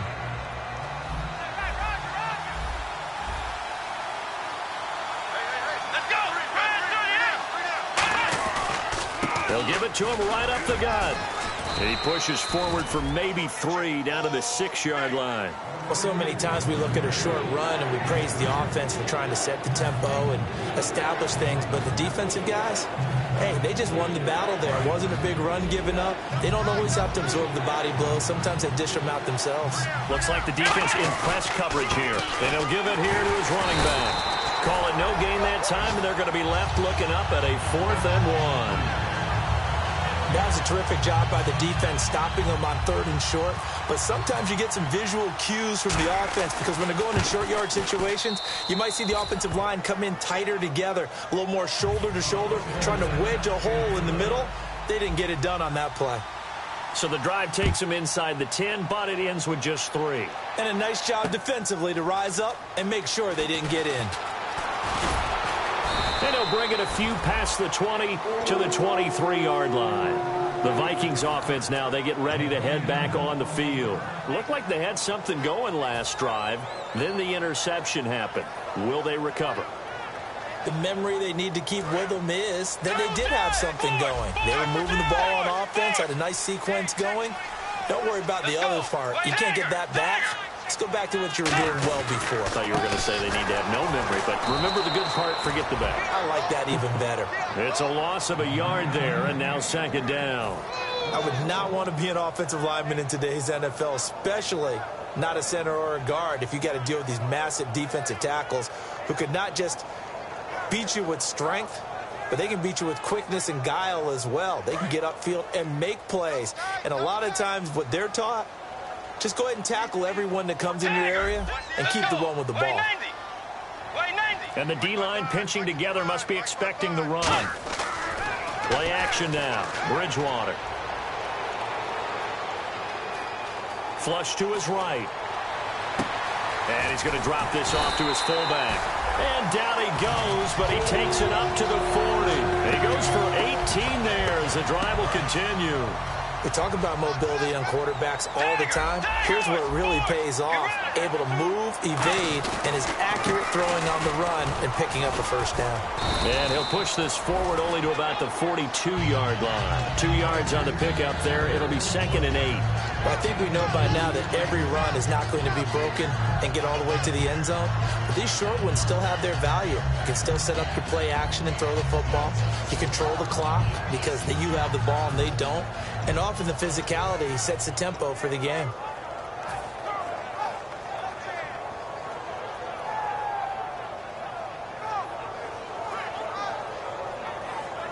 Let's see what the offense comes with here. 2nd and 8.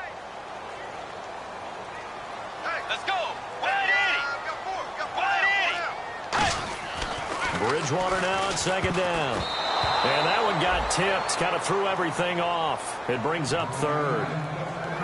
Really nice play by the guys on the defensive side of the ball, but for the guys on the offensive line, they're doing a nice job of trying to protect their passer. But when a guy hops in the air and goes airborne to try and knock one away, it's difficult because you can't reach out and grab him. That'll be a holding penalty. So all you're trying to do is make some type of a play on him, make some type of contact to try and get his arms out of the sky. And he comes back with one complete. And he will have the first down as he gets this to the 47.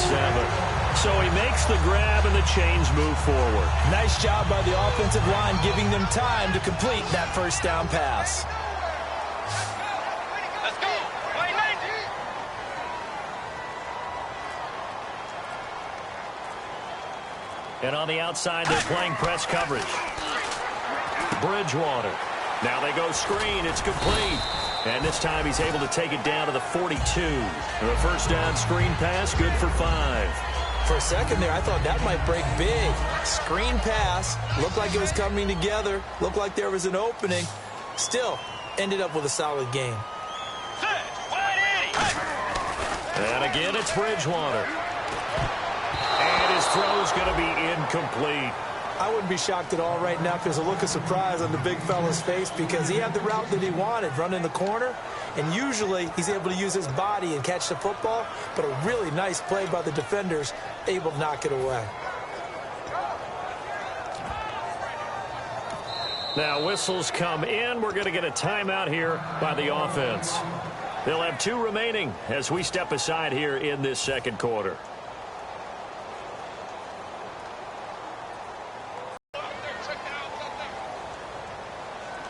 They come up in an offset eye.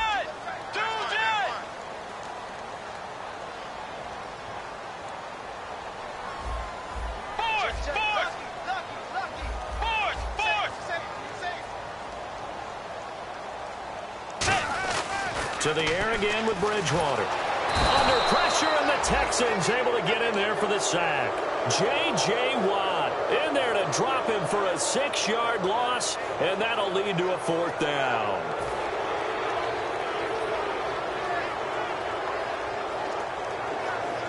Here's Bradley Pinion now. On for his second punt. He'd take a repeat of his first.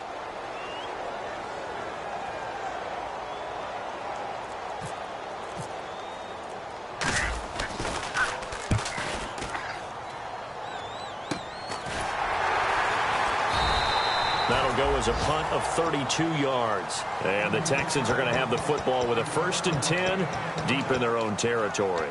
Now the Texans offense, they head back out to do battle here. And they had 3 points last time, but they didn't want 3 points because they were well within range of scoring a touchdown. We'll see if they can do better now. I'm with you on that one. Let's just go ahead and be frank about the whole thing. The only one happy about the 3-point kicker. Exactly. You put it through the post. That's going to help him. And he's going to go down.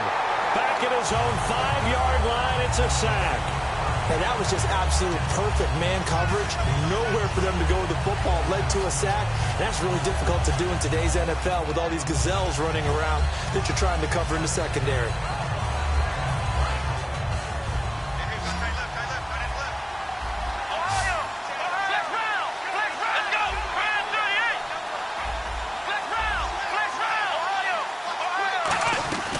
On second down, Hill. And he'll take this forward only up to about the 7. They get just a yard back there, and now they'll be looking at a tough 3rd and 15. The best defensive linemen, they play with great leverage so they can get low and not get bowled over by offensive linemen. They have excellent hands. They can throw people off on a play. We just saw a great example of a really good run stop by a guy playing the defensive tackle position.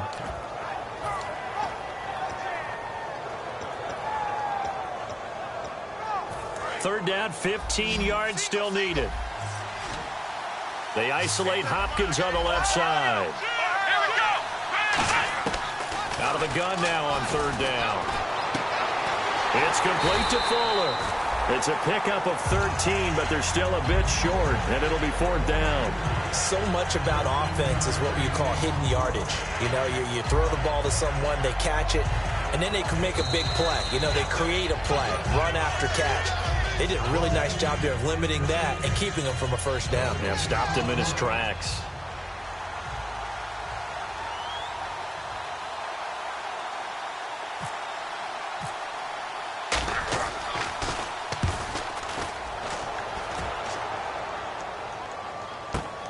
This is fielded at the 27. So a change of possession here on the punt. And the offense will come back onto the field for the 1st and 10. Now the Minnesota offense set to take over again. And they'll be looking to avoid what happened last time, which is punting the football. But when you look at how teams play the game, that complementary football comes into play. How do I take care of my defense? How do I take care of my offense? Well, the defense is taking care of them in a lot of ways. Now it's time for the offense to jump things up and help their defense out. Give them a little bit of rest. Yeah, time for them to give them a rest. Took the words right out of my mouth. They come out 5 wide. 3 of them to the right side. And no press coverage here. They are backing off in the secondary. And now this is intercepted. My goodness. A great read, and it's picked off. And his crew will take over at their own 45-yard line. And the Texans set to come onto the field. And on the last go-around, they really couldn't get anything going. They had to punt from deep inside their own territory, which means you're going to lose the field position battle as a general rule. What they're looking for now is a little more consistency, move the ball at least a few times on offense, get a couple of 1st downs, and hopefully flip the field. Yeah, just something to build off of. That's what they're looking for here.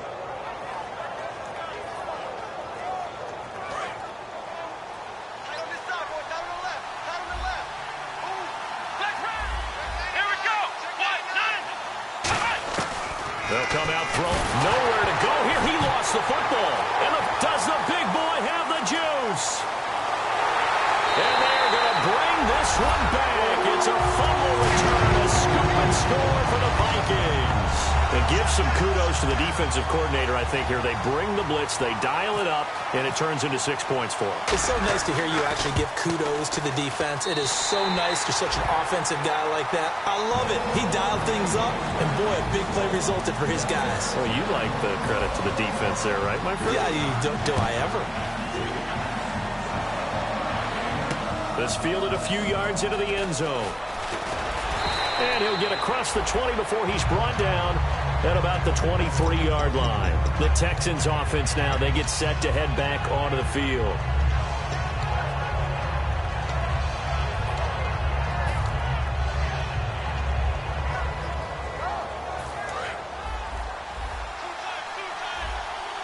Looking to jam the receivers at the line here. Press coverage look defensively. They'll try and start this drive in the air. Hopkins on the grab over the middle. The completion good for 3, and it's 2nd down.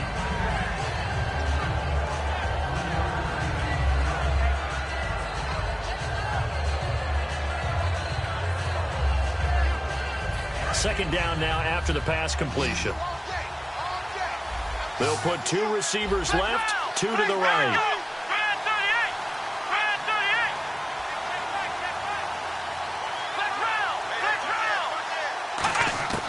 Out of the gun, they'll look to throw. And an incomplete pass. That'll stop the clock here with just under a minute to play in half number 1.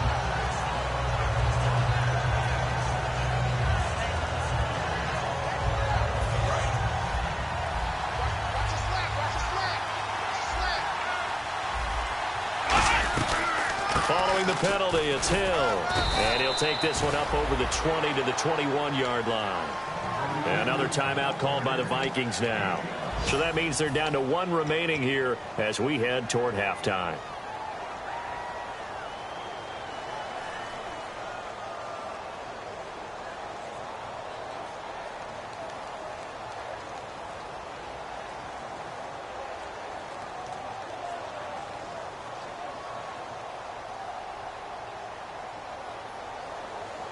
And this offensive unit, they have to face a 3rd down and 12 now. Let's go! Let's roll!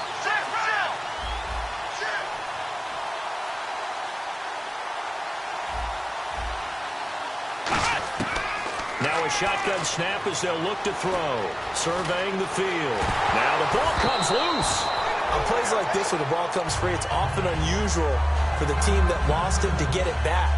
Because this is the quarterback. The ball gets away from him. Everyone else is trying to execute what they're supposed to do on offense. They're usually looking in the other direction, downfield, or have moved away from him.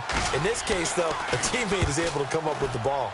And he gets it away, a directional kick going toward the sideline. And the punt over the side in the air, and the spot will be inside the 35. The Vikings offense now heading out to take over. And last time wasn't pretty. 1 play and an interception. We'll see if they can do better. I want to see if they want to go ahead and throw the ball again now on this drive after what happened on the last one. Throw it on the first play. Give the quarterback some confidence. See what happens. 4 down. Let's go. Wide Eddie. Tiger. Wide Eddie.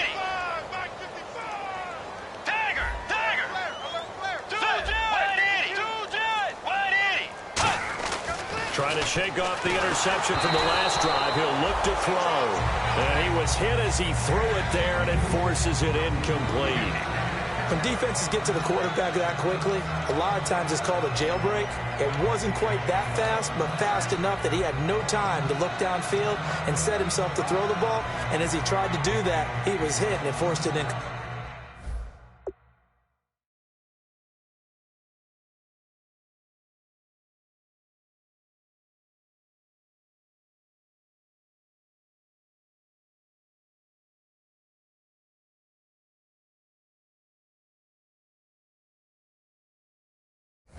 Completion.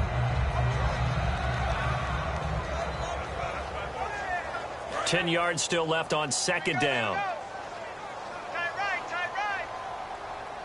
Let's go. A 2nd down throw for Bridgewater. And for the 3rd time here in this, and now off to the races down the right side. And they will score a pick 6 for the Texans TD. He tried to get something going there with a little toss behind the line of scrimmage. Unsuccessful. How about the athleticism of the coverage, though? Being able to dance with him coming out of the backfield. That's not easily done. But not only did he dance, took it, wheeled, and went the other way. Ended up with 6 points for his team. That's fielded in the end zone. And last year that would have been a net gain of 5 on the return. This year he stopped where he would have been if he had taken a knee, and that's at the 25. Now the Vikings offense works their way back onto the field. And with time quickly fading here in the 2nd quarter, not sure how aggressively, offensively they want to play this. I think we'll find out just how much they trust their guys in this situation if they decide to take a shot. Throwing, Bridgewater. He's going to rifle one deep left side. And they went big on 1st down. Proves unfruitful. Well, partner, I guess that answers the question about whether they're going to sit on it or not. It does. Now we'll see if they try that again. Yeah, I think what we find on plays like that, when you take that shot, if you're unsuccessful, then you go way more conservative to finish the half, you know? I think that's the way they'll go.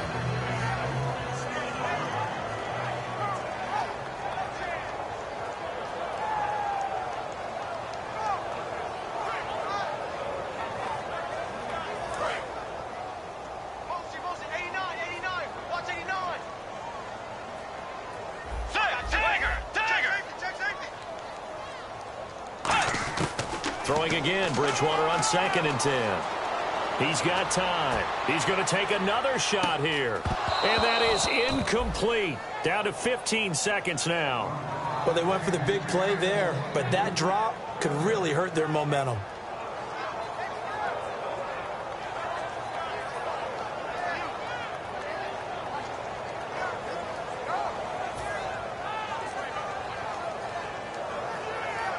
So incomplete on 2nd down. Now they'll look to convert here on 3rd.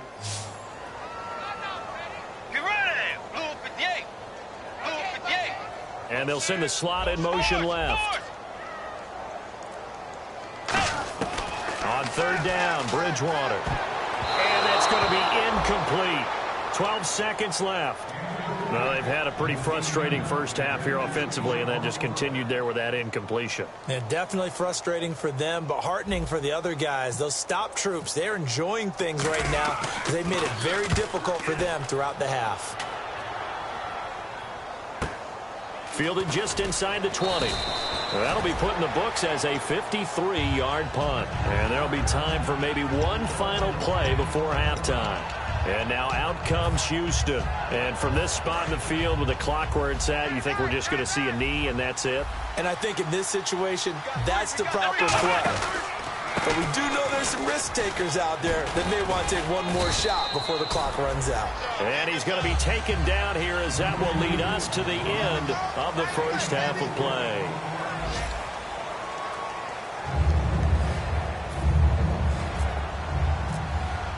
Both teams appear ready for the fight ahead, and we resume action here in quarter number 3. And a fair catch signaled for and taken successfully. Out come the Vikings. They'll have it first on offense as we begin the 3rd. They're down here, but very much in this game. What's the tonality of a coach's talk when a game is within striking distance like this at intermission? Typically, what they're doing is emphasizing the things that went well in the first half and wanting more of that. Sure, you've got to go over some of the errors and clean up some things because there's a reason you're down. But overall, I think they want to stay positive, stay up with this team. We're just starting the second half, and we've got the football.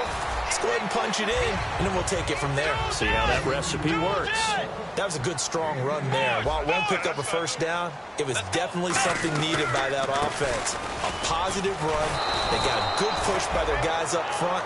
Maybe something they can build on as this game continues. They'll lose a yard, and it brings up 3rd. Wasn't that long ago that the NFL guys really didn't adopt much from the college game.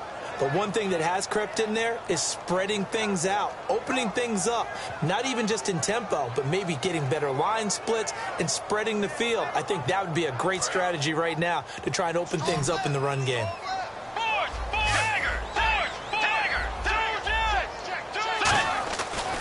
Now a handoff looking right, and he's got Rome. A big seam, and he might go all the way. And all the way down to the 10-yard line. Yardage-wise, he's in the top handful of backs in the league so far this season. A great run there. He's going to love that standing when it comes to contract time. But even more so, his team loves it because he gives them an identity and sets a tone. Bridgewater now looking to throw on first. That's going to be caught at the 10-yard line. The completion good for 3, and it's 2nd down. When you see zone defense and you know you've got a drag route on as your primary call, you've got to be really careful as a passer about how far you let your guy go because he might wander into some tough coverage. They come up in an offset eye. 2nd and goal from the 7. Now they'll run it on the toss. And they'll be driven back here, losing yardage to the 10-yard line. He lost 2 there, and it's 3rd down.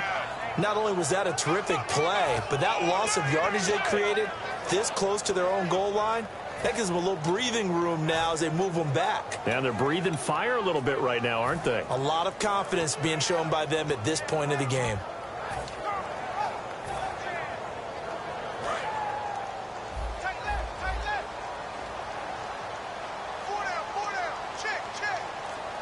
An extra defensive back on the field here for 3rd and goal.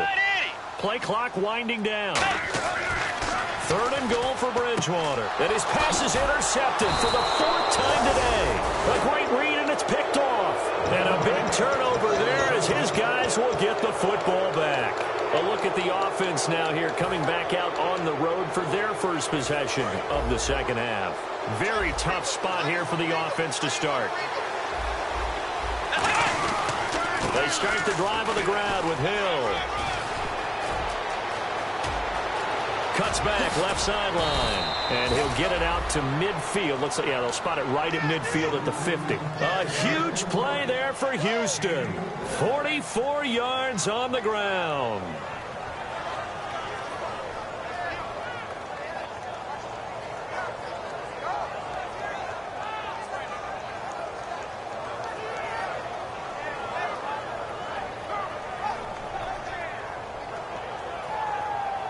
So the run moves the chains, and here we go on first down. So the D-line's going to spread out.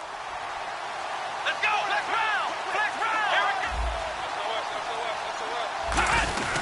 round! Now a carry for the fullback. This is Jay Frosch. And he's brought down. It's a gain of 11 yards that time, and it produces a new set of downs. That guy's going to want the football a whole lot more. I'd hate to be the offensive coordinator now because all he's going to say is, how come I'm not touching him more? Do you see me out there moving around, wiggling, and making it happen? Give me the ball, coach. On first down, he'll drop to throw. Steps away to his left. And brought down, but not before they're inside the 25. 15 yards there on the scramble and a first down. Man, defensively, that hurts. They got him out of his rhythm. They had him hemmed in, but somehow he was able to tuck it away and get away for a gain. Now they'll run it on the toss. And now they're going to get him down right at the line of scrimmage. That's going to go as a loss of a yard, and it'll be second down. This is going to sound a little strange, but that was a really nice effort because he broke a tackle and almost sprang free, but he still ended up with a loss of yardage. The defense won that battle. And he can't hang on. That's definitely going to be one he wishes he had back. Incomplete in the end zone. After all the preparation, all the practice, a play like that will absolutely break your heart. They had everything they wanted, just unable to complete it. In the end zone, a big-time drop. We've got a 3rd and 11.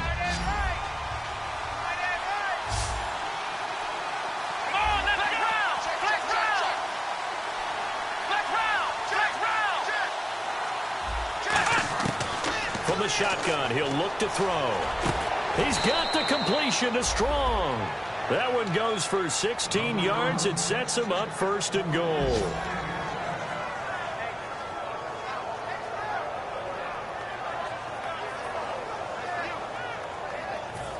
And here comes play number 6 on this drive.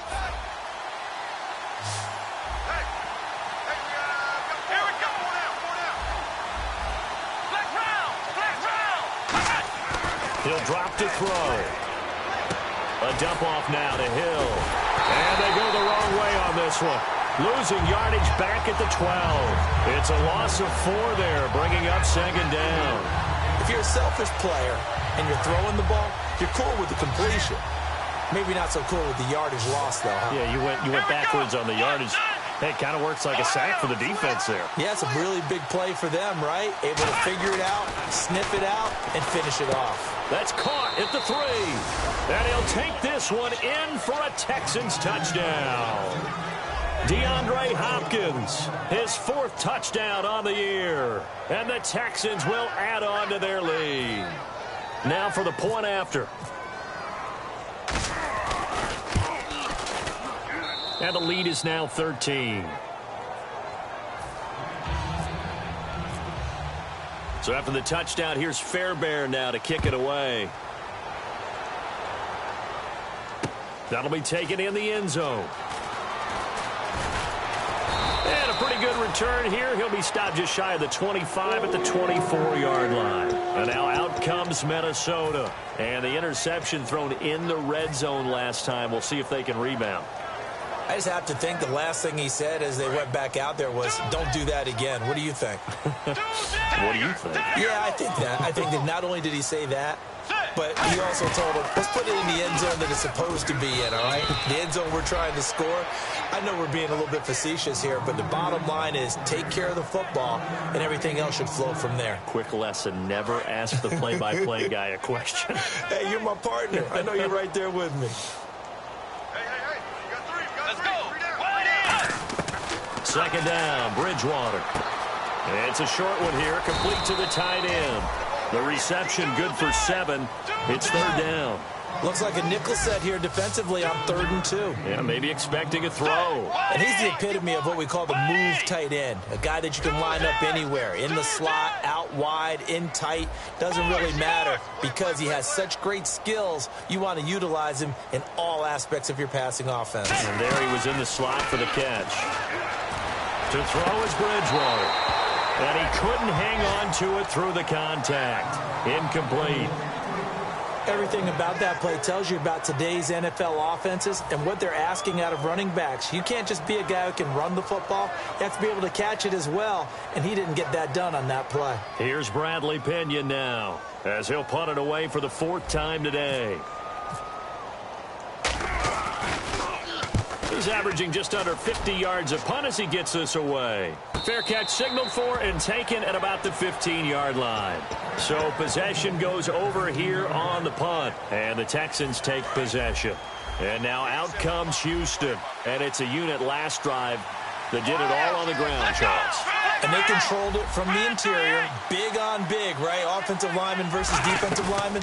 But you know, in order to keep the football moving downfield, other people have to get involved as well. Your wide receivers, your tight ends, lead runners, anything that you have possible to get in front and keep the ball moving. And now the defense may be looking out for a pass coming up. So here we go, 1st and 10 now. Looks like the defense in press coverage here. They come up in an offset eye. They go play action here on 1st down. And this is caught on the sideline, but no, they'll say out of bounds. He caught it, but was not in bounds. Incomplete. I think you have to chalk that one up for the defense there. Someone right on the spot. Excellent coverage. Didn't leave him enough room to come down in bounds, even though he did catch the football. This is Hill. Call it a gain of 4, and it'll leave him with a 3rd down and 6 to go. We always like to talk about defense in terms of levels. 1st level defensive line, 2nd level linebackers, 3rd level defensive backs. On that run, that was what we call a 1st level run, and it was stopped by a 2nd level player. Come on, let's go. 1-9.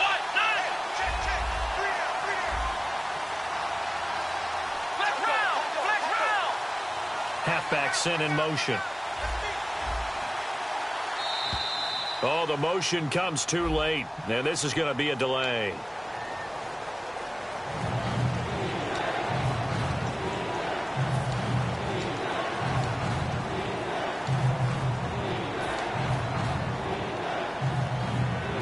So a costly penalty and now a tougher 3rd down situation. They isolate Hopkins on the left side.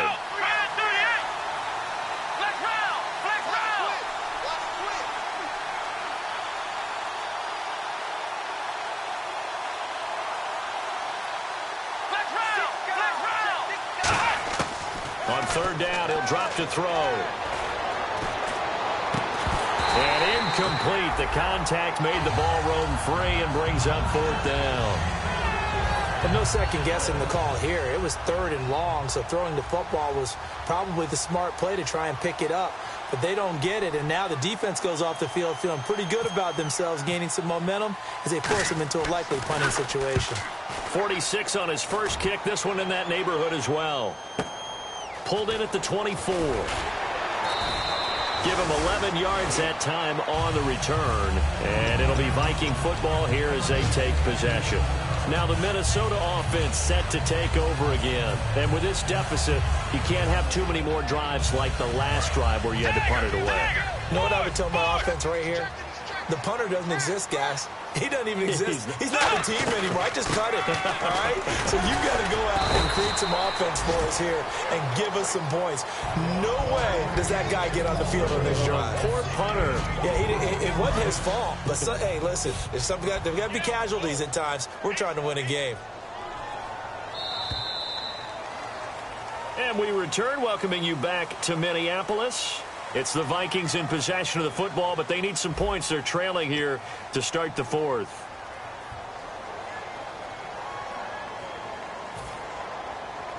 Six yards here to go for the offense on second down. Possible run anticipation. Here's the D-line sandwiches together.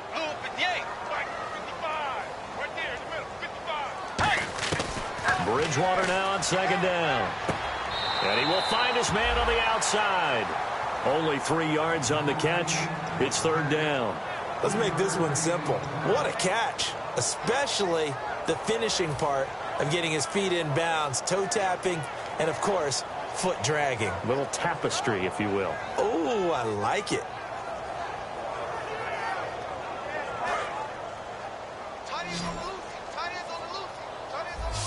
And the Texans have an extra defender in the secondary now on third down.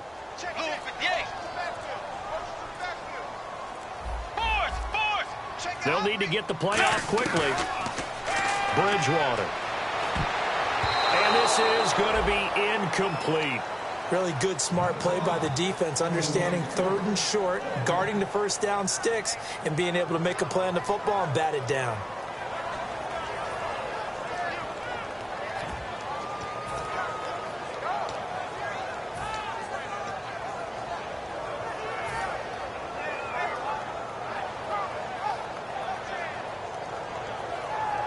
And they're indeed going to go for it here on fourth down. So trailing here in the last quarter. Let's see how this plays out. And on the outside, they're playing press coverage. Desperation time. Fourth down, Bridgewater. And he's taken down at the 43, but not before picking up the first. And that's a big pickup of a first down. And you know that all week, both sides of the ball, offense and defense, are going through every situation. And in this case, the offensive guys had the right play dialed up because defensively, you work on fourth down situations as well. And deflating for the defense. They can't get the stop here. And no escaping this time as he'll go down. They got him for a sack. J.J. Watt in there to get him his second sack now of the afternoon.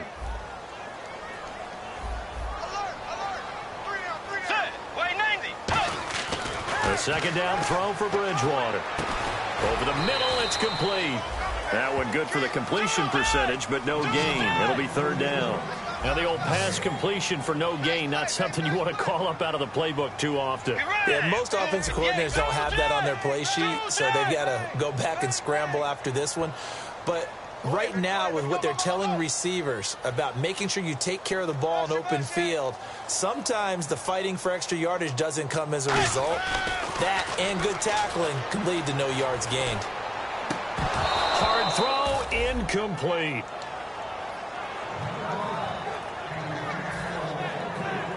Here's Bradley Pinion now, as he's on for the 5th time here today.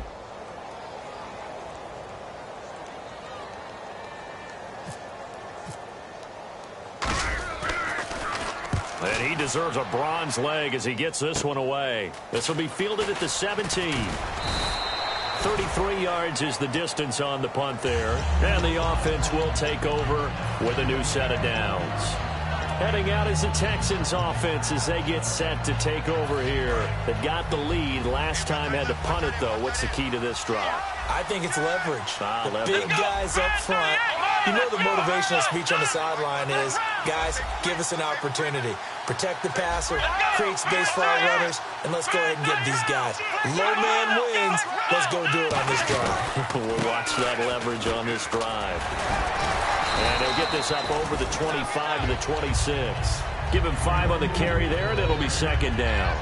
And in this situation with the lead, fourth quarter, they're liking keeping the ball on the ground, I'm sure. That's just smart football, but you know the defense has to know it as well. They've got to stop them here. So now we're going to see that loading the box in a big way. 6, 7, 8, 9, whatever it's going to take, puts a little bit more pressure on your big offensive line. Finding time, going for the deep ball. And he's unable to grab it. Thought he might have had position, couldn't hold on, third down. And when all else fails as a defender, when you're not there in the coverage, your best friend is exactly what we saw there. A big play shot taken by the offense. Unfortunately, it ended in a big drop.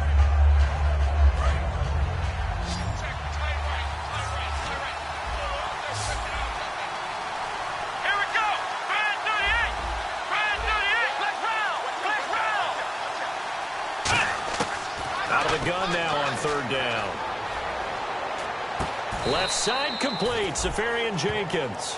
Call it a gain of 5, and it'll be fourth down.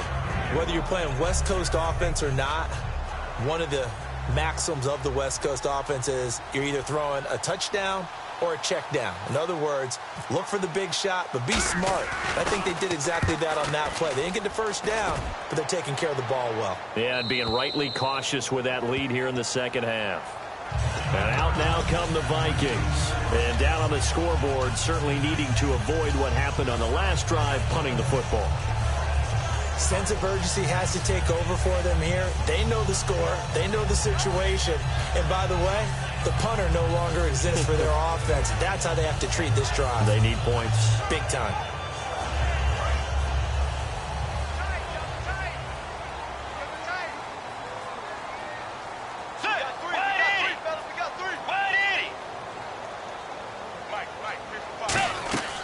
Bridgewater now looking to throw, and down he goes. The pressure getting to Bridgewater. J.J. Watt in there to pick up his second sack now of the afternoon.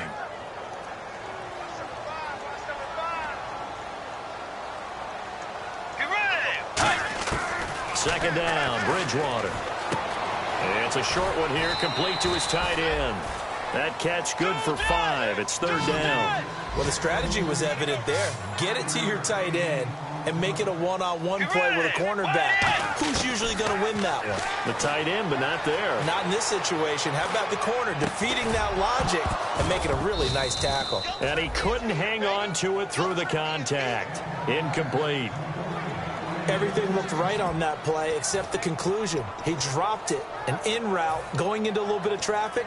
Maybe in the back of his mind, he was wondering where the hit was going to come from. All right, they're going to try and keep hope alive here on fourth down. They're going for it. They come out 5 wide, 3 of them to the right side. And they're going to go soft on the corners. Got to try it here. He's back to throw. He's got time in the pocket. And he finds a man with a crossing route.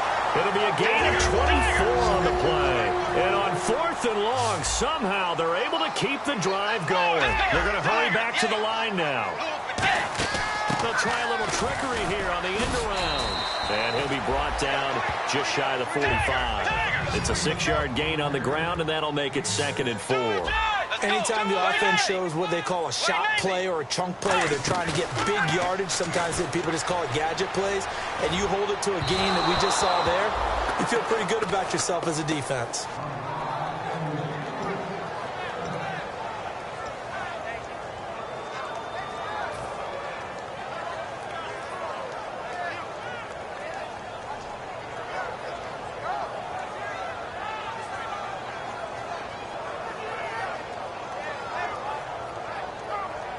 And here comes play number 6 on this drive. And it looks like we've got a dime set here defensively. 6 DBs in the game.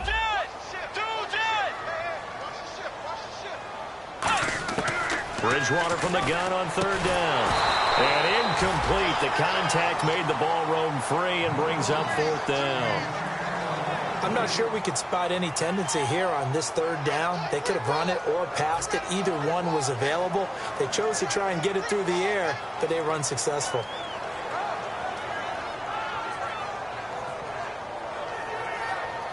NFL teams last year a little under 50% on fourth down conversions. This is a bit tougher. 4th and 4.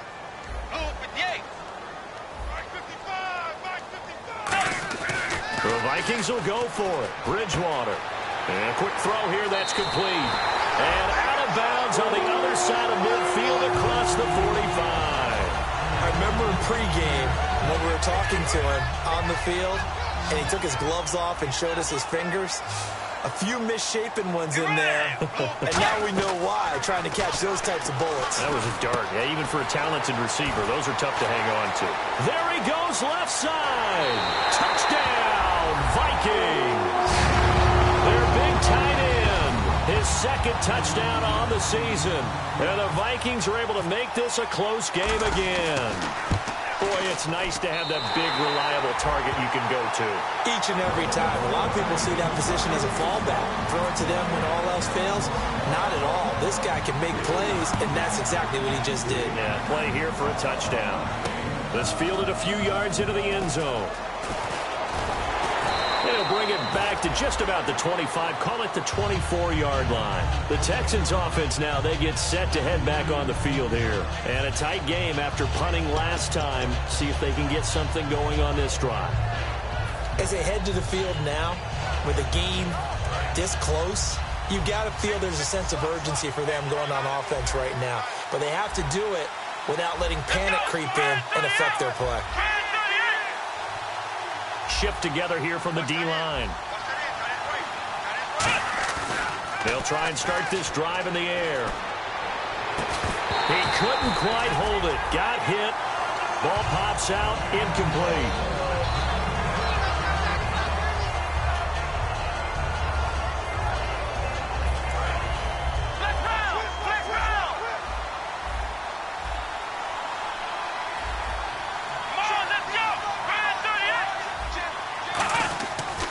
Second and 10, he'll look to throw again. Nowhere to escape, and he goes down. They'll wind up losing a full 9 yards here on the sack. Now it's third down.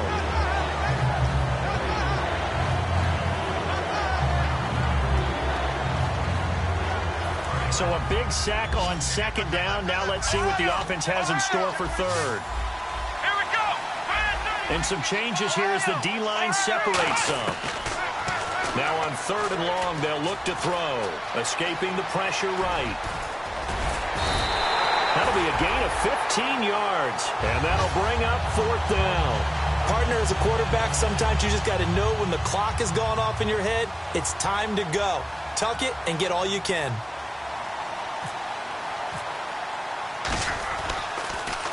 He gets us away. It's a good one. Drawing toward the sidelines. And no return here. Where will they spot it? They say just outside the 20-yard line. And now out comes Minnesota. And that last drive, a long drive. But not just that. They had a great air attack going. Do they stick with that?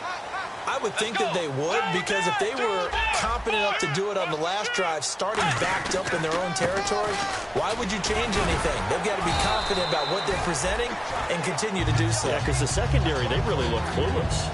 And that was amazing because that drive went and went, no adjustments, and no big plays by the defense to knock the ball away.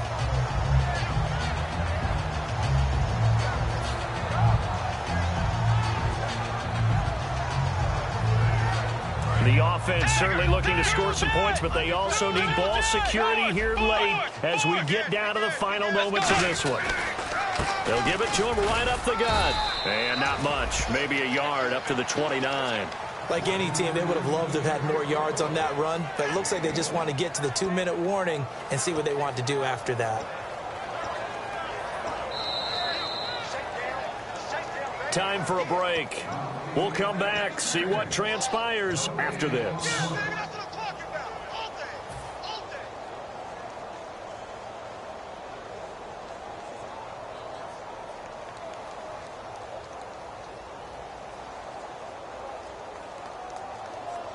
Around 2 minutes to go, and if the D can hold them, that'll end this one. You always think about the offense attacking. In this case, I'm looking for the defense to do the same.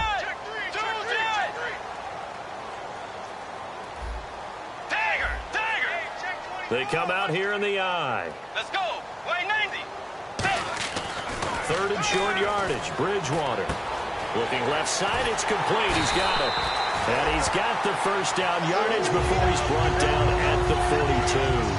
And Brandon, from our time in college football, where receivers weren't running the traditional NFL route tree, one thing they did learn find open areas, find soft spots, and set up and catch the ball. And I think we just saw that there. Yeah, we saw that indeed, picking up the first.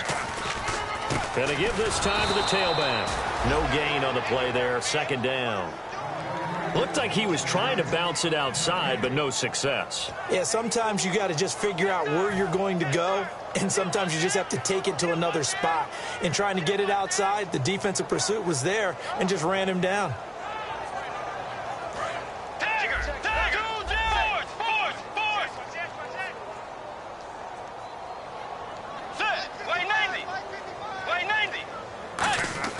Back to throw. Rolling to his right. He's got his tight end on the corner route. It's complete. And he'll be down deep in Houston territory. A gain of 39 that time. Now hold everything here. We're going to get a timeout by the offense. It's just their first. They've got 2 more to use here in the final stages.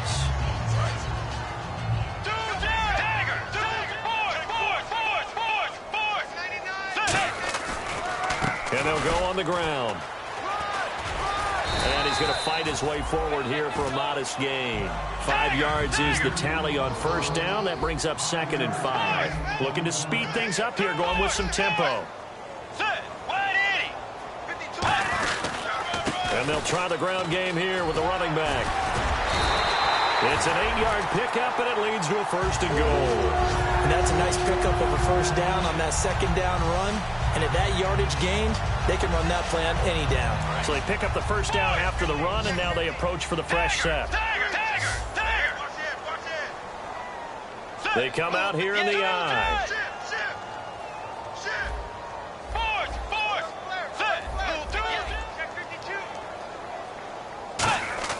He'll look to throw. And this is caught. Touchdown. And now they're an extra point away from winning this thing in the final seconds. And now we've got a tie game after that touchdown. And you and I both know what that means. Extra point in this situation, this little time left, takes on some extra emphasis, doesn't it? It does indeed. Now inside the final minute, can they get it and hold on? After the touchdown, Lutz to kick it off. And no return on this one as the fair catch is signaled for and taken. Out comes the Houston offense as they get set to take over here. So you're right there, but obviously the clock is not your friend. How do you handle this situation? You're thinking 2 plays. One, to get yourself in position for the second one, whether you're able to get into field goal range or you have to try another deep pass, another Hail Mary. But you're trying to get the first one to a receiver, get out of bounds, and give yourself a chance to set things up for an easier shot at it. Let's see if they can do it. Might be easier said than done. Back to throw. Fuller brings it in over the middle. Now whistles come in. We're going to get a timeout here by the offense. It's just their first. They've got 2 more to use here in the final stages.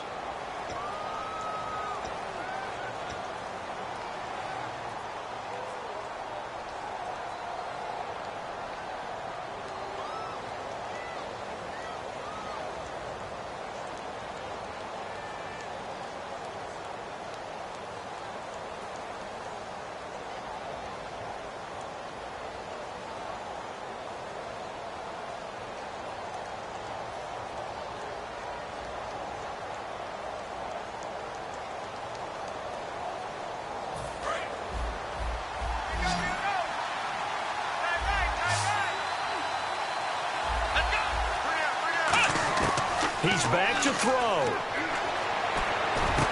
And this is going to be caught. He won the fight for the football. Now hold everything here. We're going to get a timeout by the offense. And as the 2 teams talk it over on their respective sidelines, we take a break.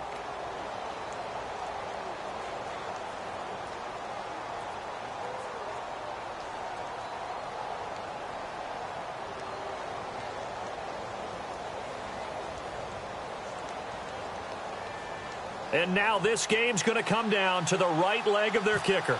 The clock showing just 1 tick. This for the win.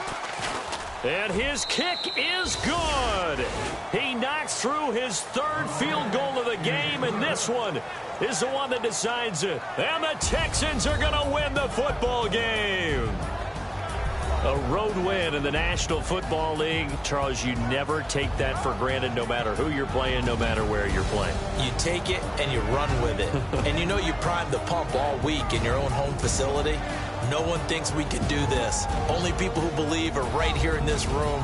And then you go on the road, band together, and get it done. So for the Texans, their good start continues as they get their record up to 4-2. And they'll get another road test next week as they head to Baltimore to take on the Ravens. Meanwhile, for Minnesota, the loss here will move them back to 500 at 3-3. And they'll try to get back on the beam next week as they'll head to Tampa to take on the Bucs.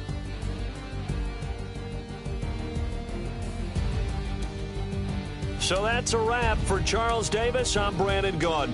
And this has been a presentation of the NFL on EA Sports. For more, check us out at easports.com. From Minneapolis, so long, everybody.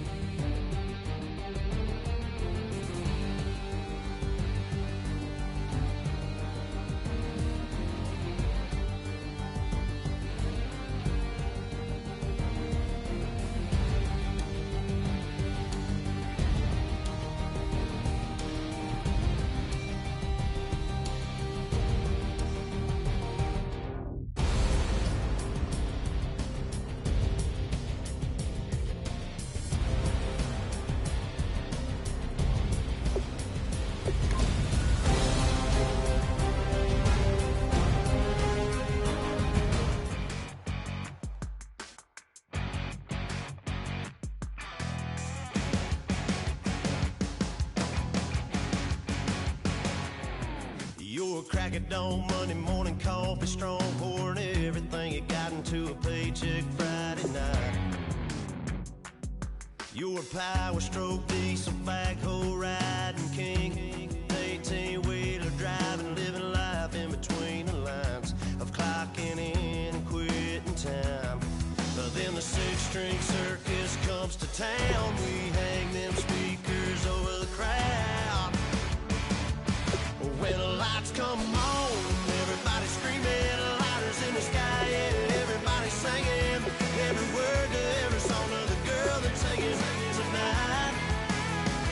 When the lights come on, everybody's feeling a hallelujah from the floor to the ceiling. Yeah, the drink that we're having, the smoke that we're having, the party we throw, it's going all night long. When the lights come on, when the lights come on, you're a little shy thing with a wild side on a night like this. You just can't hide, cause it's time to live it up. So come on and raise your cup. If we talk about memories, yeah, we're gonna make them. Talking about rules, you know we're gonna break them. When the lights come on, everybody screaming, lighters in the sky, yeah, everybody singing every word to every song of the girl that's singing tonight. When the lights come on, everybody's feeling a hallelujah from the floor to the ceiling. Yeah, the drink that we're having, the smoke that we're having, the party we throw, it's going all night long. When the lights come on, when the lights come on.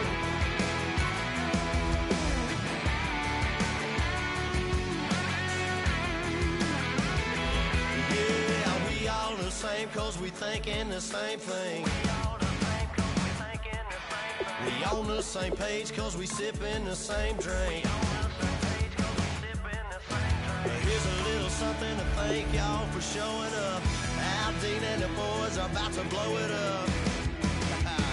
When the lights come on and everybody's screaming, lighters in the sky, yeah, everybody's singing every word to every song of the girl that's singing tonight. When the lights come on, everybody's feeling a hallelujah from the floor to the ceiling. Yeah, the drink that we're having, the smoke that we're having, the party we throw, it's going all night long. When the lights come on, when the lights come on, your buzz more than up, it's going all night long. When the lights come on.